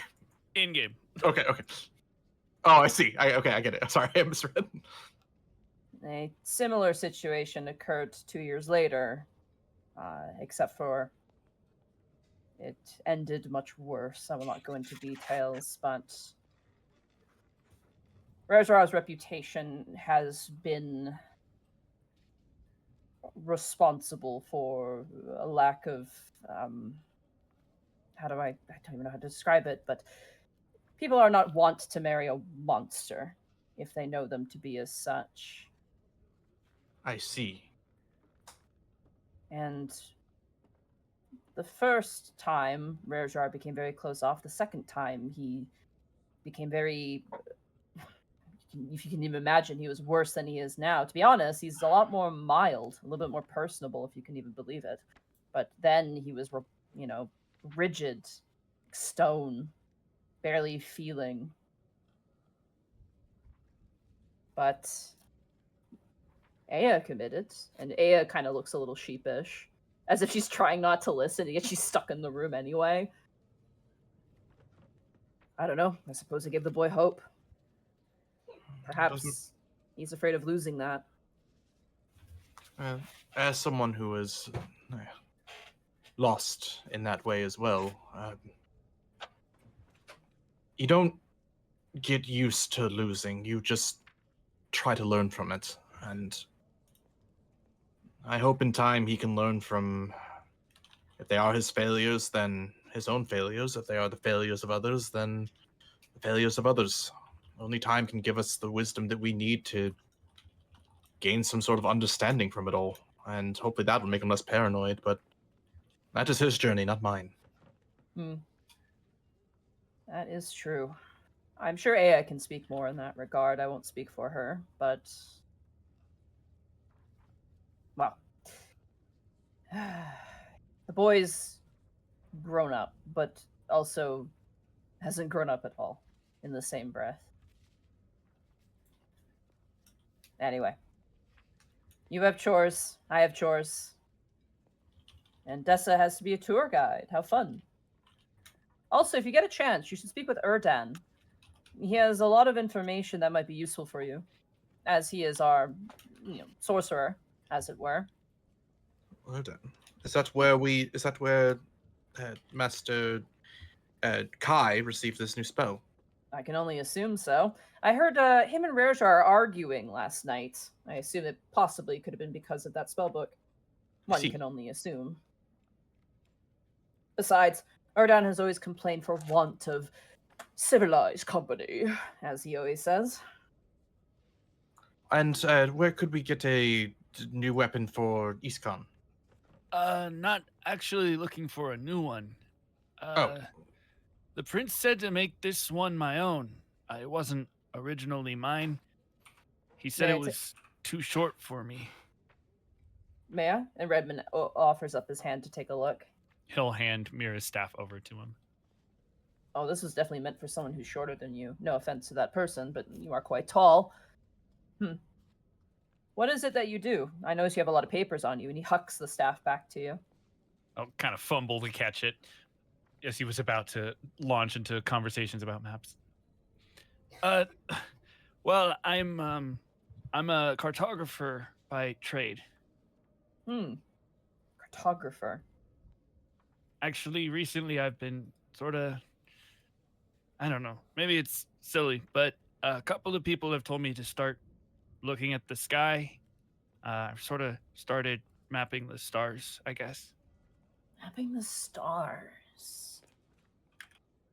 Well, kinda it's looks at just the I top was of the- told that people out here don't really have landmarks to get around, and so it was getting hard to sort of map the land. I figured I'd start with the sky. If What you about- were to use the quarterstaff in combat, how would you use it? I think is what you might be asking. No. I don't think you should use this in combat. It's not made for it. It's clearly a druid staff, which I s- can be used to hit, but mostly it's this end you're going to want to use, which is probably why, you wanted to make it longer. However, the figurehead at the top, I've seen and heard of people using a metal device to track and navigate. I don't know it. We don't use them here. I think they use them in your country, Otho and Kai. Martiralo. It's a pretty frequent thing you find in ships. Has a funny name, but I can't remember the word. God, I know what it is above game, but East kind of wouldn't. Yep. know.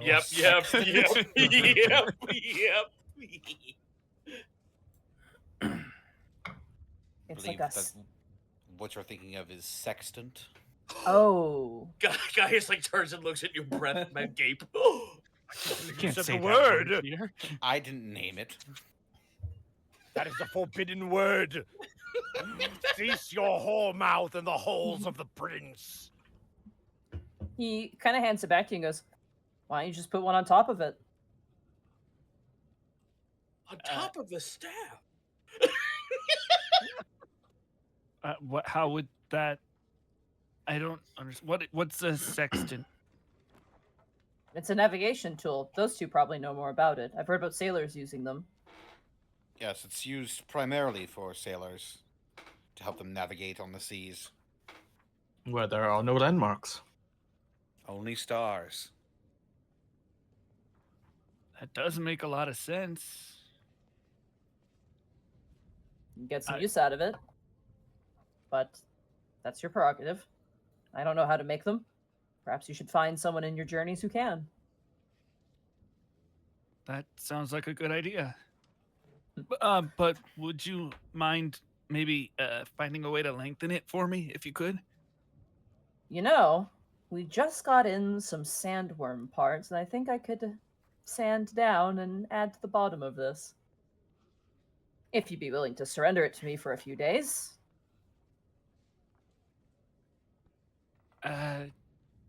Yeah. I think Very that'll well. be fine. He takes it and he straps it to his back. It's actually really funny. He just lets it drop onto like the jagged like spikes coming out of his back, and he just kind of holds it there. Just like perfectly catches. Like Anyway. a hammer hanging on a tool wall. If you have any other questions, you can usually find me putzing around. Speak with Errand too, especially if you're interested in anything to do with the North. And perhaps I shall see you at training tomorrow. Aya, Thank you. enjoy your guests. And he gives a nod and he begins to leave. Opening the door and then closing it behind. As you all kind of sit there, Aya kind of holds the list in her hand. She goes, "I didn't know about the marriages." Oh. It might be something deeply, or obviously something very deeply wounded in form. Would make sense he did not share it. Perhaps. Much for me to ponder, but more importantly, I must think of the task of which you've set me. Please gather these supplies, and additionally, do not speak too much of my life to Joshua. He is impassioned, but is also a bit eccentric. Also- Joshua. What? Sorry, I was just remarking his name. Yes, Joshua Freeman. I told you about him just a moment before. Right. He is eccentric, he's impassioned, but my husband hates him. And I mean that in the most literal of sense. He finds him quite irritating and has forbid him even to approach the stronghold. So perhaps keep any sensitive information between not him. That's fair. Thank you. What was the word you used before, Master Otho? Discreet? Yes. Discreet. I like that. It will word. be That's nice. thoroughly disincluded from any information that we glean. She nods. Very well. I'll see you off. Okay. Dessa kind of stands and goes, "You coming with me?" I suppose so, if you would not, or if you'd be so gracious as to guide us. Gracious indeed. Man, I feel like I've been away from home too long. All this fancy speak is just like, it's like another world now. But I digress. I could speak more like a soldier if you wish. But you speak more like a friend. I can do that. I've had plenty enough of soldiers and fancy talkers. Not enough of friends. As you find yourself once again in the city of Arcastoria, it feels strange. It feels like after the 2 days of training, like multiple weeks have gone by since you have been here. However, as you make your way in, surprisingly, a lot of people recognize you. Oh. The Slayers of Ribback, providers of the land, kings of the 3-day feast. Children run up to you and ask for your name and your story, and individuals wave you down, offering you and forcing into your hands free samples of many goods. Oh, hell yeah, brother. Snake juice? Man. No snake juice. Fruits. You also get like a small wedge of cheese, like little things here and there. A necklace made out of wooden beads. Do we get any more antibiotic potions? No, you do not. Dude, Gaius is on cloud 9 right now. He is Gaius is doing the Spider-Man finger gun meme. Dude, he would. He's fucking eating this up right now. Some dude from the crowd. I love you guys. And I love you, random citizen. Thank you. Thank you. As you Nice, move now through, you're getting that spell. hell yeah. As you move through, you do hear men, warriors going, "It's them! The victors of the Grand Hunt!" And they kind of like look to you and give you nods of approval. Women up on top of the tops of the flat buildings of Delvaria look down and kind of giggle and wave, smiling broadly, while other warriors see you and kind of puff out their chests as if to posture themselves as individual threats. Monty, is there one person who says it's cool, guys? It's cool, guys!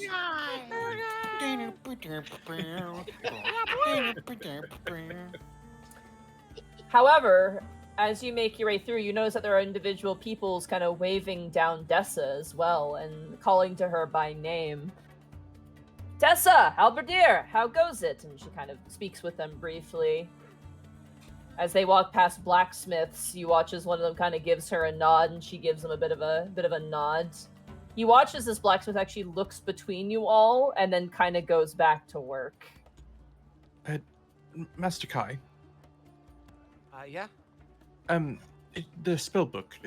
I couldn't help but glance that you found or were given a new spell. Oh, yeah.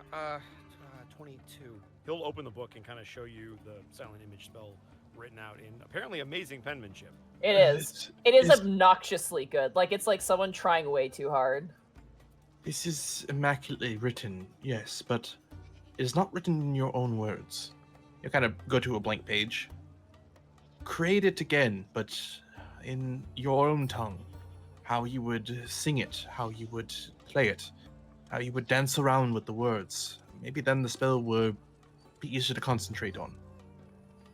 I think that was the problem, or was it what I was concentrating on? It doesn't matter.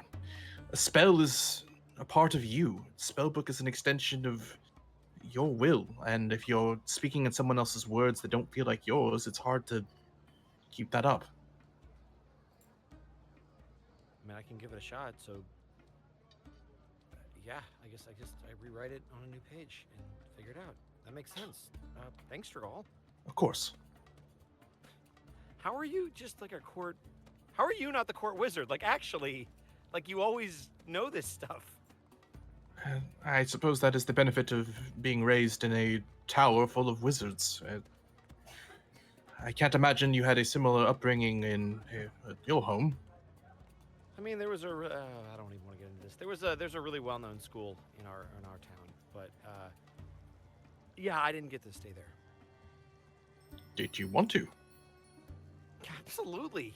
Are you kidding? Like, I was there for a little bit, but, you know, when the wrong people found out, that didn't last long, and back to sword and shield. Well, here you are on the road. Well, and specifically in Delvaria. You have to learn how to make magic work in your own way. Suppose it is a bit poetic, considering everything you want to accomplish with it.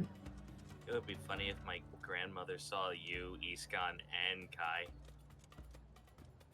Why us in particular? Oh, she's a magic user too. Oh, So she trains my sister. wait, your sister uses magic too? Yeah, Like, Is your sister a druid? I don't fucking know. I don't care about magic. I see what you're doing, Iskon, but Gaius will kill you. What? No, I'm just trying to find how. Gaius, the Prowler themed last Gaius starts to look at you.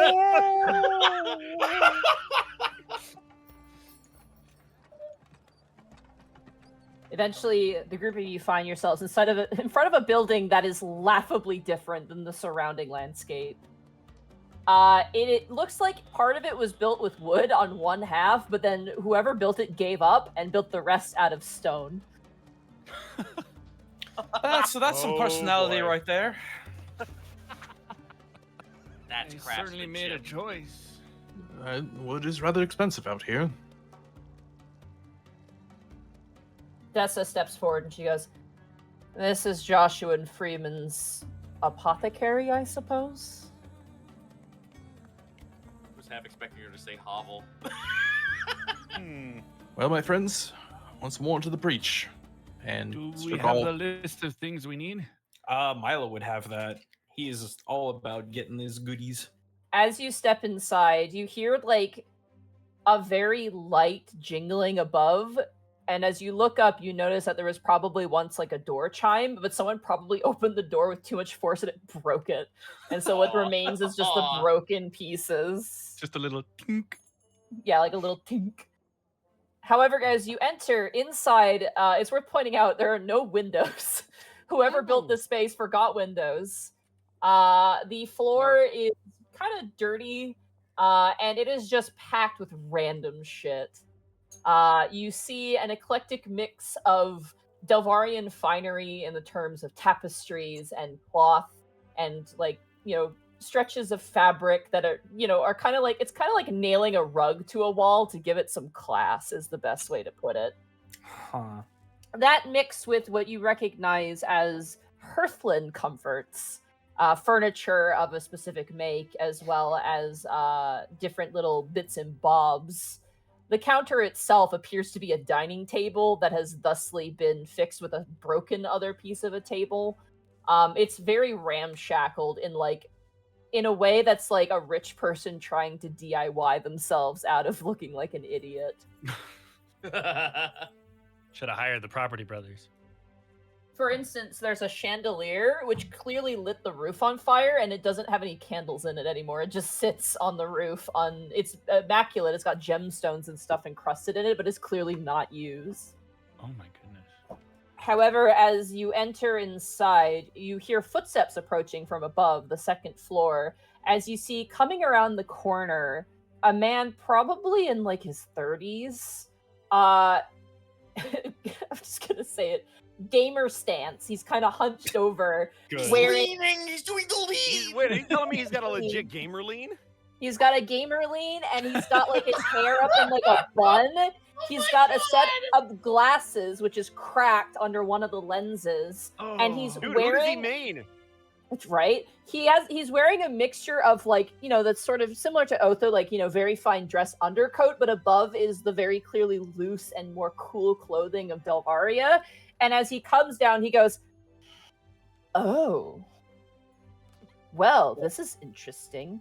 Dessa, hello." He kind of immediately ignores the rest of you and kind of strides politely in front of her. Goes, This motherfucker shrimps happy chaos energy. Did Holy we just shit. hear Otho gamer look confirmed? "I can't help but notice, but Lady Aya is not with you. Ever. And who are these?" We're actually here. We're We're actually here to get supplies for Lady Aya. Oh, you watch as he like feigns fainting and like slams up against the wall. He goes, of course. There must be a dire mission by which she needs my help. Oh, I'm so glad to be her anchor in this storm. Give me but a moment. What does she need? I literally side-eye everyone else, just slowly hand the list over apprehensively. The word annoying flashes in Otho's head, and he nods in understanding. Bro, this guy is on her Patreon, her Ko-fi, and tier 3's her Twitch. He has sent so many messages about when the OnlyFans are coming out. This is that dude trying to get with your girl, so he's not allowed anywhere near the house. Oh my This God. man has been banned from the Discord. And the Twitch. Dude, this guy's not allowed on the Reddit thread. Are you kidding me? You watch as he takes the list and he goes, always penned in such a gentle hand. Let me see. Okay. Why would she need another Morton Pestle? I only got her the best Morton Pestle that money can buy. Milo just coughs out loud and looks at him kind of narrow-browed and frustrated. Can I help you? It just so happens that I'm actually studying under Lady Aya. And she was getting that for me. Oh, that's impressive that she would take such pity upon you and bring in another student, but believe me, her time is so hard to spend between having to deal with that savage of a husband of hers and having to teach me all that she knows through proxy just because she's so jealous. But it is cute, and she's always been such a generous soul. Oh. I'm sure it would go a long way in gaining more of her favor if you expedited this process. Of course. What am I doing? Give me but a moment. You watch as he scoots back and continues to move. I love and hate Otho. this guy. Otho turns to Kai, just mouths the word, wow. Milo looks to all of you and give you that yikes face. Also, roll me an intelligence check with advantage. Oh, God. Intelligence check with advantage? Yeah. I'm glad it's intelligence, not deception. I'm like, did he see you do this? What's my intelligence? It's 2. You should probably roll it better. Advantage, though. I'm giving you advantage. Advantage. 4! We're gonna need it. Roll it again. Roll again, buddy.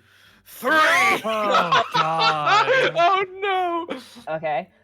Otho, as he's kind of scooting about, grabbing things from, like, by the way, he's got, like, his storage is just several fine vanity dressers that have been just stacked on top of each other. It is, like, precarious and, quite honestly, not OSHA approved. Otho, something about the name Freeman is familiar to you. You feel like you've heard it before. Gordon Freeman. Not Gordon Freeman. God John damn it. Freeman, yes. who is Gordon Freeman's brother. Help me, Gordon. Oh, man. If it's in my notes, it's not there. You watch as he immediately, very quickly dispenses the goods, and he goes, herbs from the finest corners of Alton for her most destined and most important medicinal uses. Oh, there you go. Is that Do everything? not lose them. It should be everything on her list. Oh yeah, and here's your shitty So we're all just gonna Morton leave. pestle. Oh, my God. He just tosses a Wait. Morton pestle in a box to you, Milo, which is just a stone one. Monty, Nice. if it's something... Sorry, if it's something I remember, would that be a history check instead of just Actually, yeah, intelligence? history probably would be All right. more apt. So, I'll let you reroll. so my best roll... Oh, well, if you're letting me reroll, then... Yeah, I'll let you reroll. Why don't 'cause- you just go ahead and I re-roll, won't- Connor, and not I worry won't about look to it. give horse in the mouth. I was going to suggest Pardon? just using What'd my you- modifier on my best roll, but here we go. That's way better. That is the first one is a 21. Hang on, let me put my actual modifier on there. Let's go. So it's going to be a 21. It will be my history check. I'm giving you 2 advantages here because of your background and your class is mastermind. Oh, so roll it 4 more times. No. Oh, sweet! Quadruple advantage.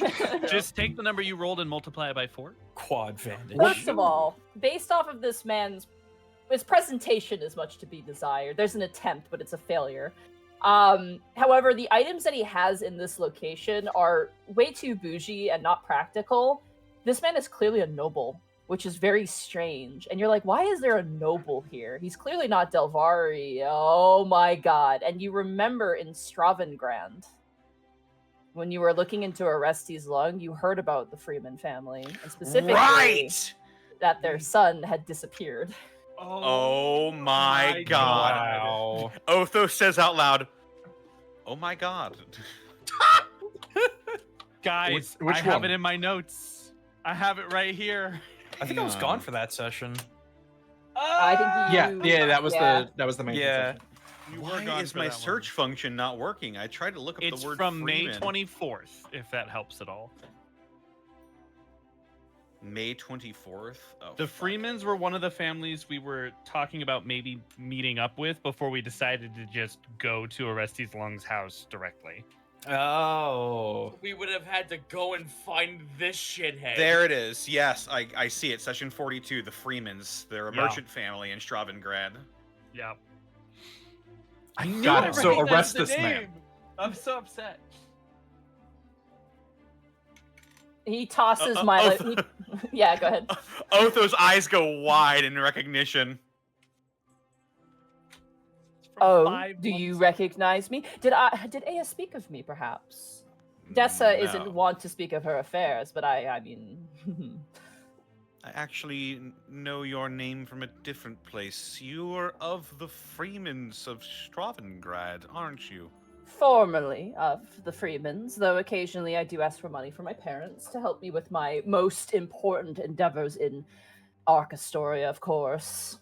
Oh, of course. God, a modest loan of $1 million. Listen, even though the royal family were so willing to abandon Aya, I could not live with myself knowing it, so I felt my duty and my purpose was to come here and save her. But of course, that proved to be unfruitful, and so thus I opened this establishment to assist her in her medicinal needs. When you return to my mother and father, be sure to inform them of my glory and my ability to maintain such perfect relations. And as he says that, you watch as something behind him crashes onto the ground and breaks, and he doesn't break eye contact.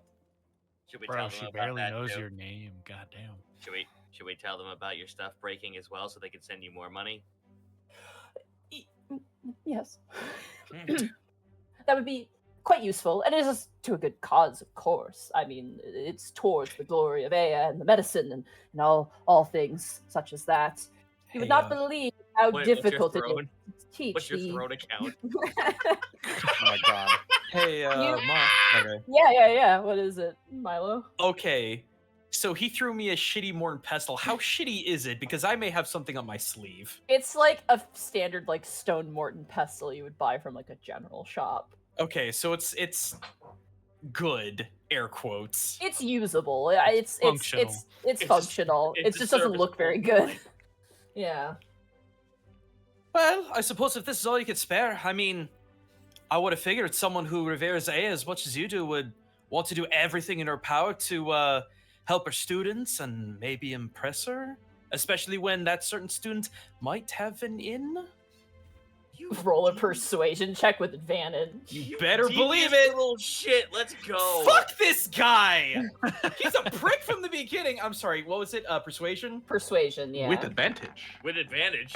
20. Advantage. Yeah. Let's go. All right. He kind of looks towards Dessa, and Dessa just rolls her eyes. She just doesn't want to talk to this man very clearly.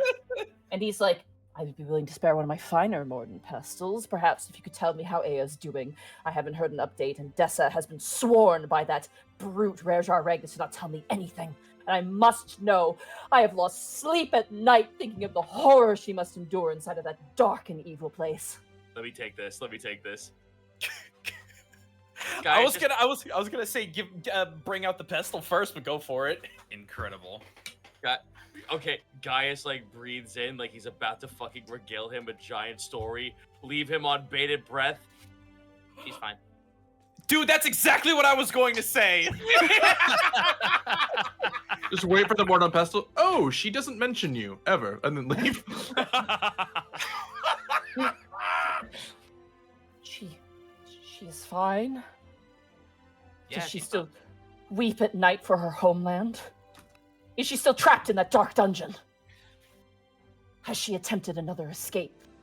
Well, I mean, we've only been there for, what, a day or so? So, maybe we need a bit more information. Question, Monty. Mhm.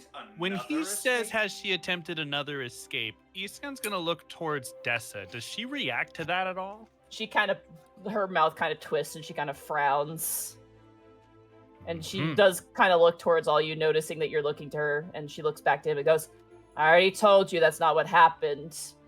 Oh yes, I'm sure the royal family of Delvaria paints it in such a picture, but I know the truth. I know what's going on. Here, take my Morton pestle. Tell Aya it's a gift from my heart. I smile and I accept it. I'll do that. Thank you, thank you, thank you, thank you. Cool, And do you again, want- when you see my family, tell them I'm running low on funds. Cool. Do you want us to wrap this in the red ribbon or the blue ribbon from the Amazon packaging dispatch? Red ribbon. How scandalous. Red for love. Adventurous always. We will I'll, slowly, collectively back our way out of the. I'll front be sure to let Lady Aya know.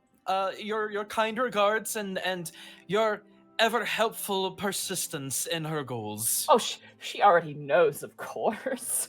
I've only been her most dedicated servant in this darkened time.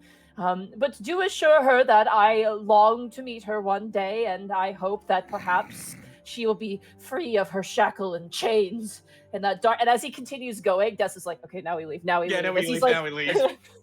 I want to have guys say one more thing as he's getting pulled out. Wait, then why even bother if she already knows all the. And alas, the pain and agony. And the door closes, and Dessa kind of sighs. Milo Is that looks what people think I'm like? Milo looks at all of you guys, and for the first time, he says, "Fuck that guy! You've never heard him swear before."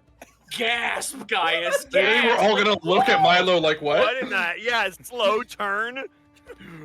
This barbaric country is twisting you into something you're not, Mr. Brightbeam. Fuck that dafty twit! Dessa laughs Jesus at that Christ. one.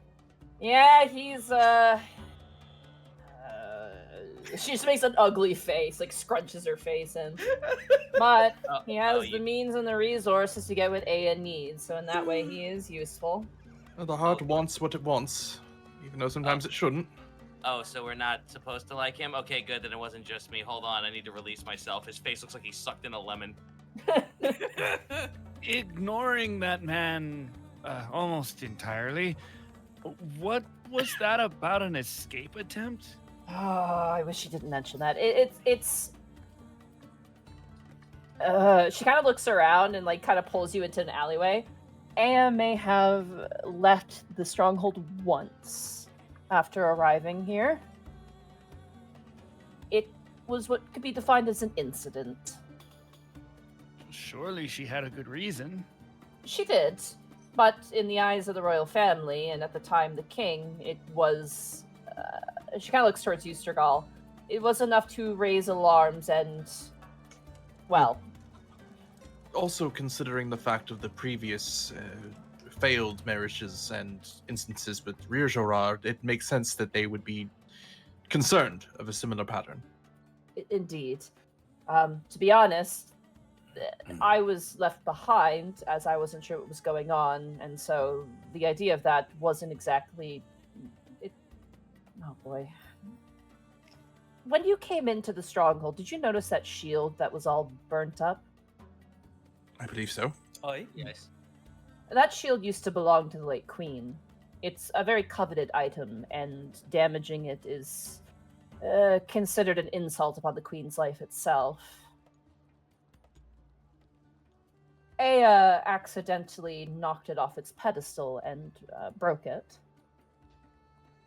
This was early on when we were here, and Aya was a bit fearful of Rerjar's wrath as well as the royal family, and she didn't tell us. She had a way out of the stronghold and took the shield to go get repaired. It caused a bit of a panic, but luckily Aya was found and returned without any harm done to anybody. I see. Sorry. You got it. That was it. I was just acknowledging. Do you honestly think Aya's happy here? I don't mean that sarcastically. I mean that honestly. Do you think she's happy here? Oh boy, I don't know. That's a I- fine answer. I mean, again, this isn't the fault of the Dovarians, and forgive me, Sturgal, for speaking ill of the king and queen, but this is not a world that Aya was prepared for. It's difficult to know whether or not she's happy when I'm not even sure if she's comfortable. I can understand that. How Royal long has weddings she are been rarely here? something that are comfortable. How long has she been here? Maybe a year, 2 years now? At least since the war ended. Indeed. Rojar at least is kind to her, but you must understand when Aya was married to him, she didn't expect to be alive for very long.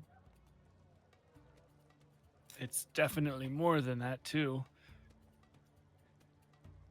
Kindness doesn't equal love.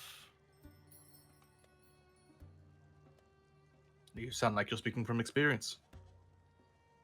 Not entirely. I never met who I was promised to, but when you're told you have to live the rest of your life with someone that you've never met before, it's not a hopeful situation. I see. Perhaps you and Aya can share a conversation on that matter. I don't know. She's got more experience there than I do. Still, you could find common ground and, well, understand each other's wounds. Aye, that's not. Understanding of the wounds is only part of it. Spoke to me of the night. Even so, her sacrifices brought peace to Delvaria and to Hearthland. I do wish Rojar would let her for a bit more freedom, but it's... He's going to have to. She has a griffin now. It's only a matter of time before she will have to train it and allow it to spread wings. Indeed. The war is still too fresh. It's not to say that Aya is responsible, but Aya also chooses not to leave either.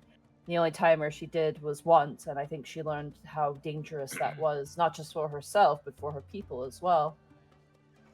Aya is quite skilled at healing, yes, but she also understands the benefit of mitigating further damage to a wound. I only hope that she can find a way to do that and still find a way to be happy and comfortable. Rojar is trying. And the king and the crown prince have been kind as well. Redmond told me to tell this story, but maybe another time over drinks. We should probably get back. Okay. Hey, wait a minute. Geist looks over at Iskan. What? Squints. Leans What? in. Wait, from what you said before, are you a noble? Not really. Merchant family.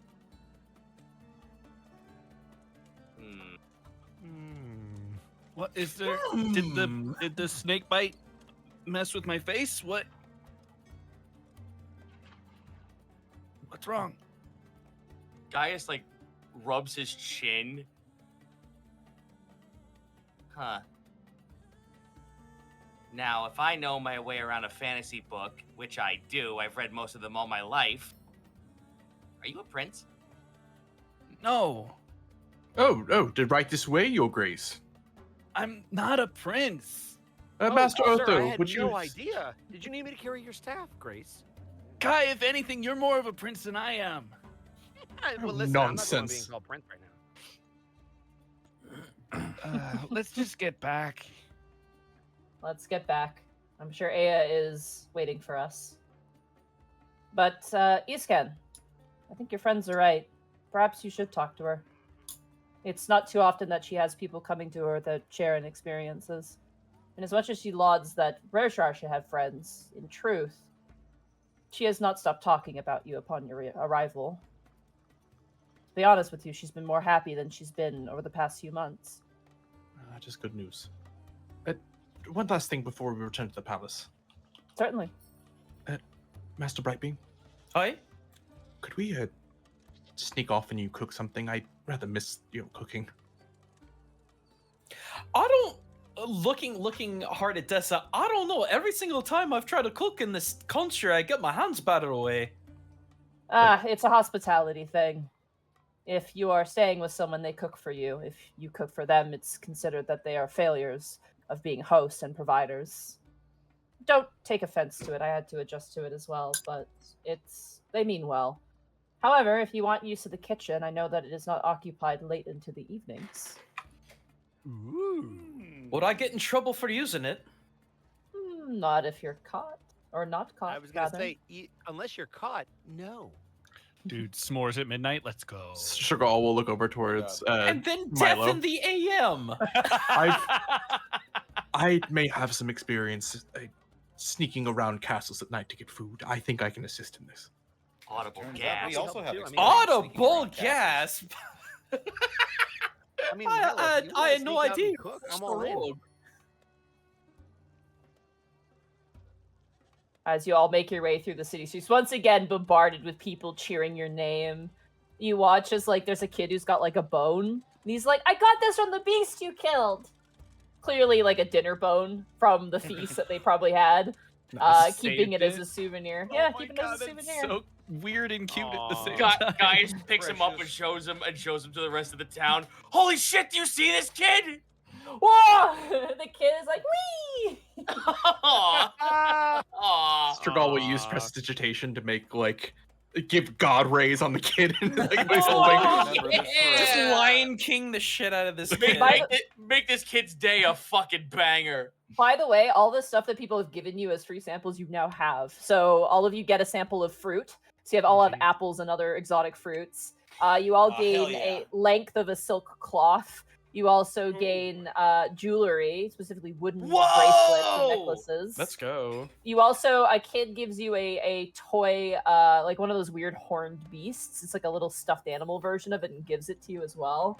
Hmm. You also get some flowers from some very lovely ladies.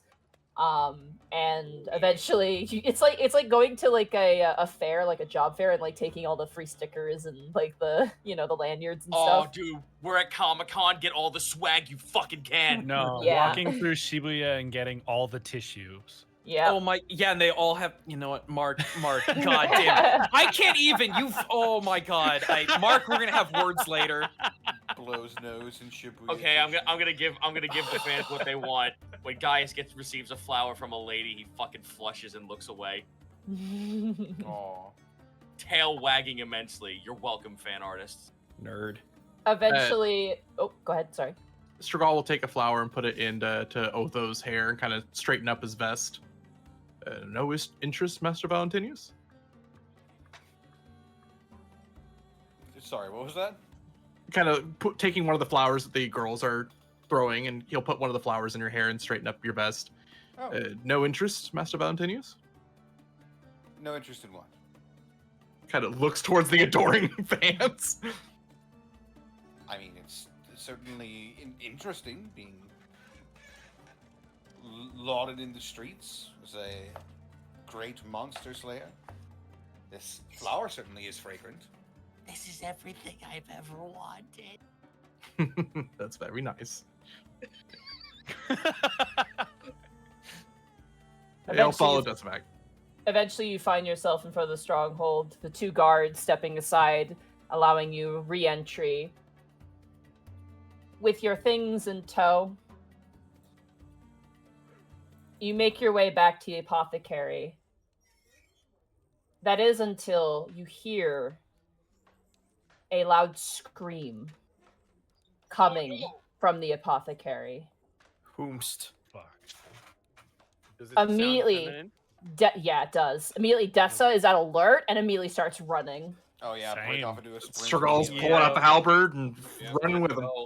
Let's As go. you all run towards the apothecary and then rip open the door and look inside, that's where we're going to end the session. For God damn it! Damn it! No! It turns Hey, out Aya's just standing on a chair. There's a rat and. She broke a nail. A rat! Oh trash. shit! thanks, All Monty. right. No, I no, no, can't no, no, believe no, you've no. done this, but thanks. It's eek a possum.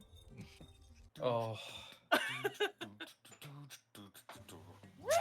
It's worth pointing out, you guys all have your weapons on you except for I Otho. don't. Ah, for God's sake. I don't have my Yeah. focus. I'm gonna You don't to have your use- focus, yeah. Time I'm to gonna have to bite. break Quickly, one of these Otho. bottles open. Quickly, Otho, take this great axe. Someone please Wait, use what? me as an improvised weapon, because that's all I will be good for. I mean, Otho could dual wield you somehow. I will Split me in half and wield each half. I will Clatter wield you your by teeth. I will wield you by the tail and my battle axe in the other hand. I do. Grab you by the I legs do like 1d4 Yujiro Hanma. bludgeoning and 1d4 piercing damage when I hit. Quick, turn to a Right. snake. I'll get a whip. Grab you by the Beautiful. legs like Yujiro Hanma and whip you around like Oh nunchucks. God. Yeah, it sounds Fucking- like a good time. Yeah, if you're wielding Eastcon, Otho, does that count as having an ally adjacent for purposes of sneak attack? Oh, absolutely. But And you have a it's a sentient finesse weapon, which weapon. makes me a +1. So Good session, by the way, everybody. It was kind of eclectic, Yeah. but I had fun. We did it. I will say this for the training. I mean, whatever happens after this, if you guys train again, you will have to kind of come up with your own solutions to the problems that you are being faced with for the training. So be creative. But it'll be the same problems. Yeah, basically. Okay. Be Yeah. creative. Be creative. Be creative. Yeah. Okay, my creative solution: Charlie horse them. Oh my God. So We the only poison them before the training. the only idea I have left is when they hoist me back out of the water, I punch them really hard. oh, I have a really good Skid her idea, away. but I'm afraid that it's both a joke and actually possibly a solution, so I'm gonna keep it to myself. Speaking of joke, I did kind of like notice that there were people like in our Discord that were saying just like Jesus Christ, Gaius, when he was like saying all these things. Did everyone seem to forget that Gaius is a fae? No, he's fayest of all. You all fucking forgot that Gaius is fae. Fae have very loose morals. Oh He's a yeah, they do. Stater. Like, you can't be more on the nose than that. Anyway, Well, with that, we should go around the horn and de-introduce ourselves. Oh, Starting boy. with Gaijin Goober. Where can they find you? Where can they find you? Trying to get back into Twitch. There we go. Twitch.tv/Gaijin no H, Tuesday, Saturday, Sunday, 7 p.m. Central Time. I don't know when I'm gonna get back into Halo 2. Bosco, I will pull you in when that happens. I gotta figure things out. In the meantime, I am working on a video that a little weird, but talking about the heaps of similarities weirdly between cowboys and samurai, because there's been a multi-generational shift of interest between our two countries, and I find it really fascinating. I might be the only one, but I don't know. I'll explain it better in the video. Other than that, though, if you are a fan of my streams, my boy has been made into a marketable plush. If you want to pick him up, he's a cuddly little Ganuki with a Velcro rifle. Pick him up if he looks adorable, and that's me. Right on. Oh, next we got Mark Allen Jr. Where can they find you? What are you up to? you can find me on Twitter and Blue Sky at Mark Allen Jr. Here on Twitch at Aeon Protect Gaming. And you can follow the adventures of my fat sleepy cat bunny on Instagram at Chonk4Life. I've got a voice acting workshop this Saturday from 11 a.m. to 3 p.m. Pacific Standard Time. We are still open for slots. Those are both for participant slots and auditing slots. If you just want to tune in and see if I have any information you might be able to learn from without actively participating in the workshop, that is also an available and, might I also mention, cheaper option if that's something of concern to you. Also of concern, if money is, there's a discount code now for 10% off. So if you've not yet signed up, you can do so at a discounted rate. That discount code I will post into the chat now. but it is going to be SHM10OFF. That's SHM10 off. Posting it in chat now for you. I can only post it once because I get timed out after one thing that's exactly the same. Other than that, I'm a mod. I can permit you. we'll be doing that on Saturday. Sunday, I will be doing my 3-hour music challenge stream as per usual. 3 hours, I spin a wheel. It gives me a genre of music, and we have to create a song in those 3 hours. This will be number 12 this time. And I know I said I was going to put some of these up on Bandcamp. I've had no time to actually do that yet, but I am still planning on doing that. So there will be downloads available at people's pay what you want discretion soon. I just need time to actually go through and do all of that, which I've been prepping for this class and directing a bunch of stuff, so I've had no time. But I will be trying to do that, I promise, still. That's it for me. Right on. Up next is Sandalus Grim. Where can they find you, and what are you up to?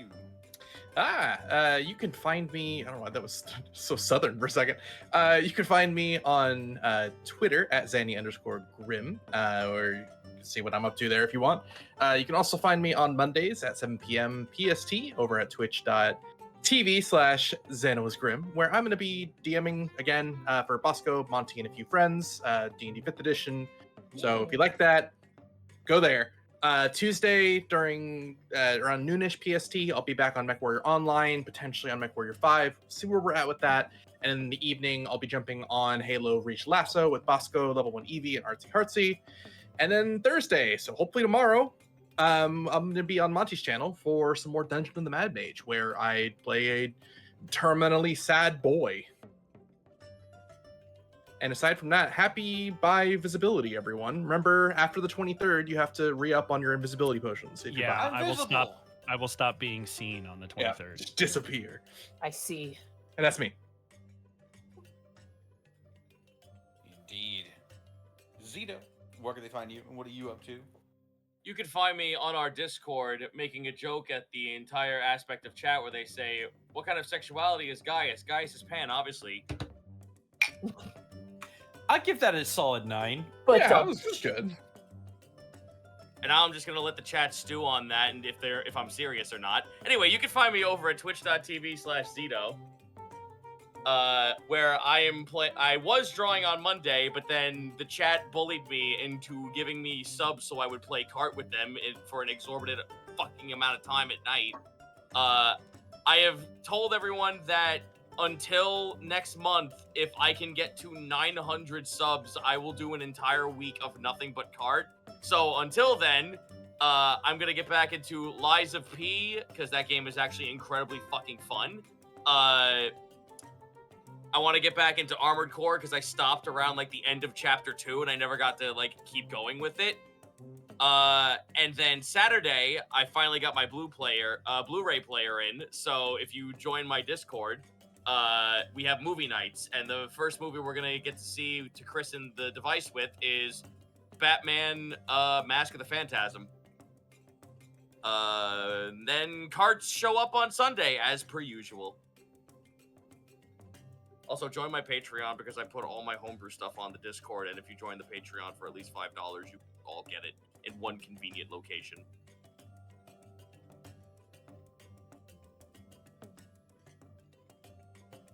Right on. Edward Bosco, where can they find you, and what are you up to? You can find me at EdBoscoVA on both Instagram and Twitter, and right here on twitch.tv/EdwardBosco. Time. A little late on the Little late timer there, there. Yeah, we might. I don't know. We might have to declare a misfire and grab that one again. I may have Again, been always drinking. trying to undercut me, it's fine. I've been trying to drink some water. I'm sorry.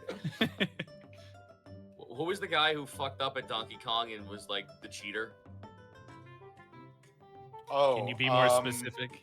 The guy who was like the best at Donkey Kong, but Yeah, it like turns out he's a something Mitchell. I don't remember. Billy Mitchell. Billy Mitchell, yeah. Billy Mitchell. Yeah, I'm gonna call Billy Mitchell foul on Bosco for that PB. We're gonna have to like get him banned from tournaments now. Damn. You Jeez. see it. Now guy's gonna have to stop selling his hot sauce. Anyway, Monty Glue, where can they find you and what are you up to?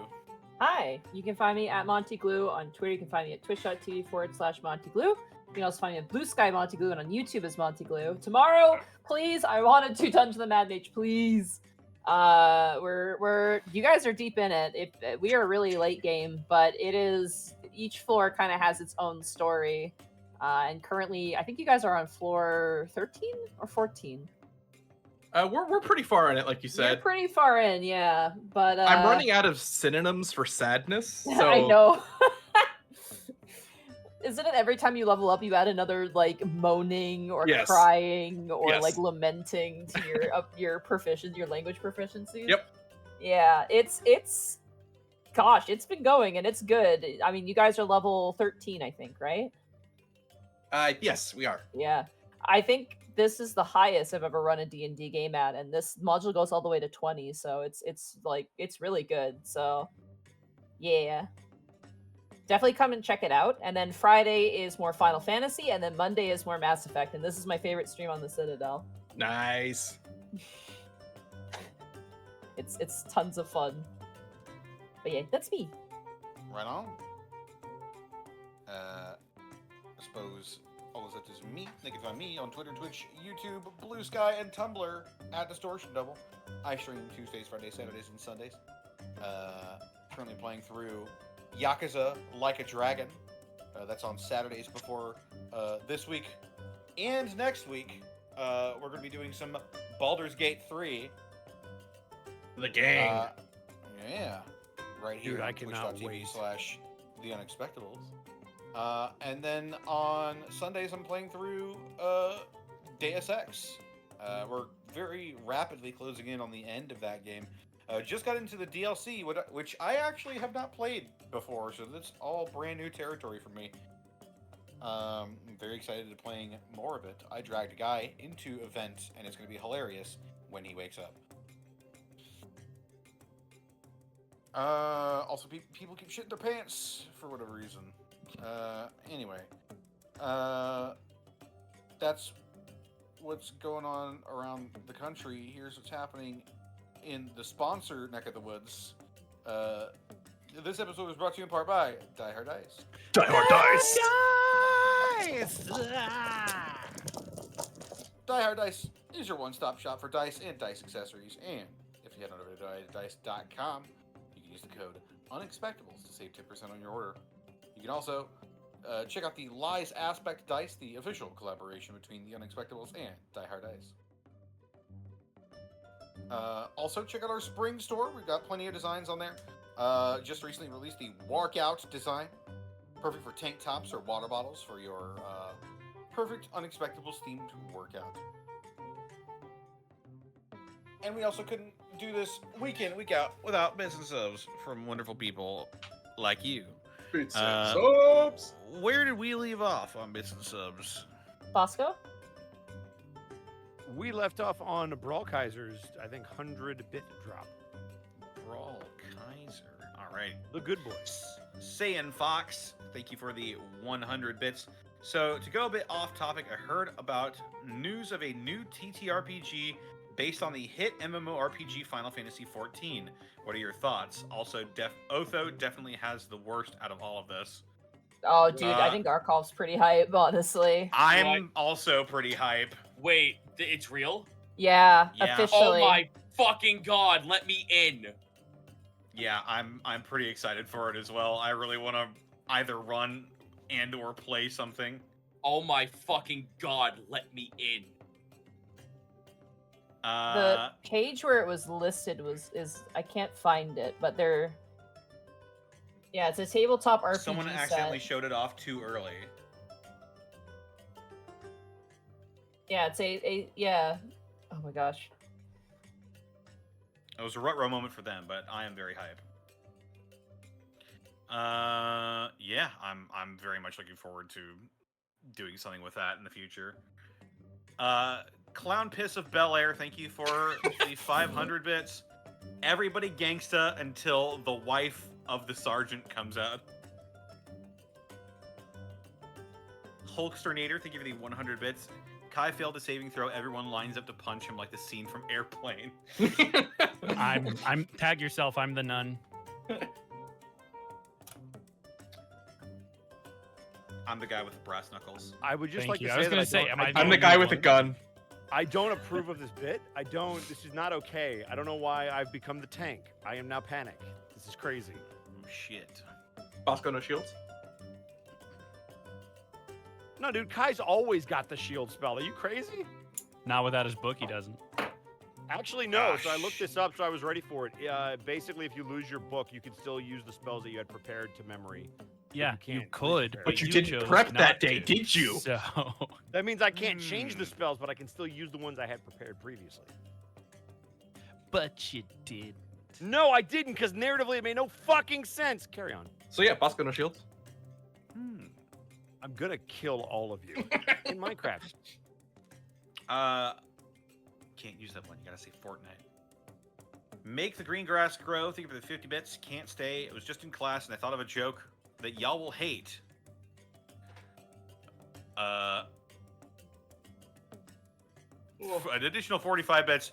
Well, the original joke wouldn't work. Welp. Y'all are still amazing. Have a good night. Well, thanks. That was weird. I'm sure your joke would have landed. I would've gave it ATLA a Gamer. scathing review. ATLA Gamer, thank you for the 42 months. Skittery Boo, thank you for the 300 bits. Almost able to afford a sub again. Take what's left of my bits from before my move. Thank you so much. Cyrus Einslet, thank you for the 21 bits. Target locked on Joshua. Firing main cannon. Please. Like an Alucard. Fire. I appreciate you, Mark. I appreciate you. I appreciate you. I appreciate you. Good reference. Good reference. 25 months from Like an Alucard. 25 months from Trav Nogard. I look forward to catching up on the YouTube VOD. 32 months of Prime from Cosmosis45. Blackfoot Ferret, thank you for the 41 bits. The additional 41 as well. Zenlita, thank you for the 100 bits. Episode title, Milo Says a Swear. Spoilers. That's a huge spoiler. Are you kidding me? Dice We Ruler, do- thank you for the 4 I bits. mean, We do need an episode title, yeah. Milo says a funny fuck word. Bell X, thank you for the 41 months. Clown Piss of Bel Air, thank you for the 2K bits. This was a blast and a half to participate in and be in the chat. Couldn't ask for a better time, to be honest, especially since I'm going through COVID. Have a good night, all. Oof. And oof. I'm That's going to the come plot. up with a funnier Feel better. username. Just rest. Rest, Honestly, fluids, I vitamin don't C. know how you could. Dice Ruler, thank you for the 4 bits. Milo, I never say anything bad to anyone.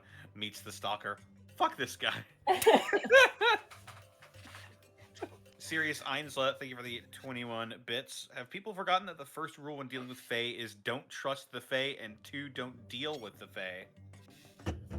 Yeah, but the party's got to deal with my shit all the goddamn time. They're stuck in the But, contract. I'm here forever now. Look, just don't get us drunk and we'll be fine.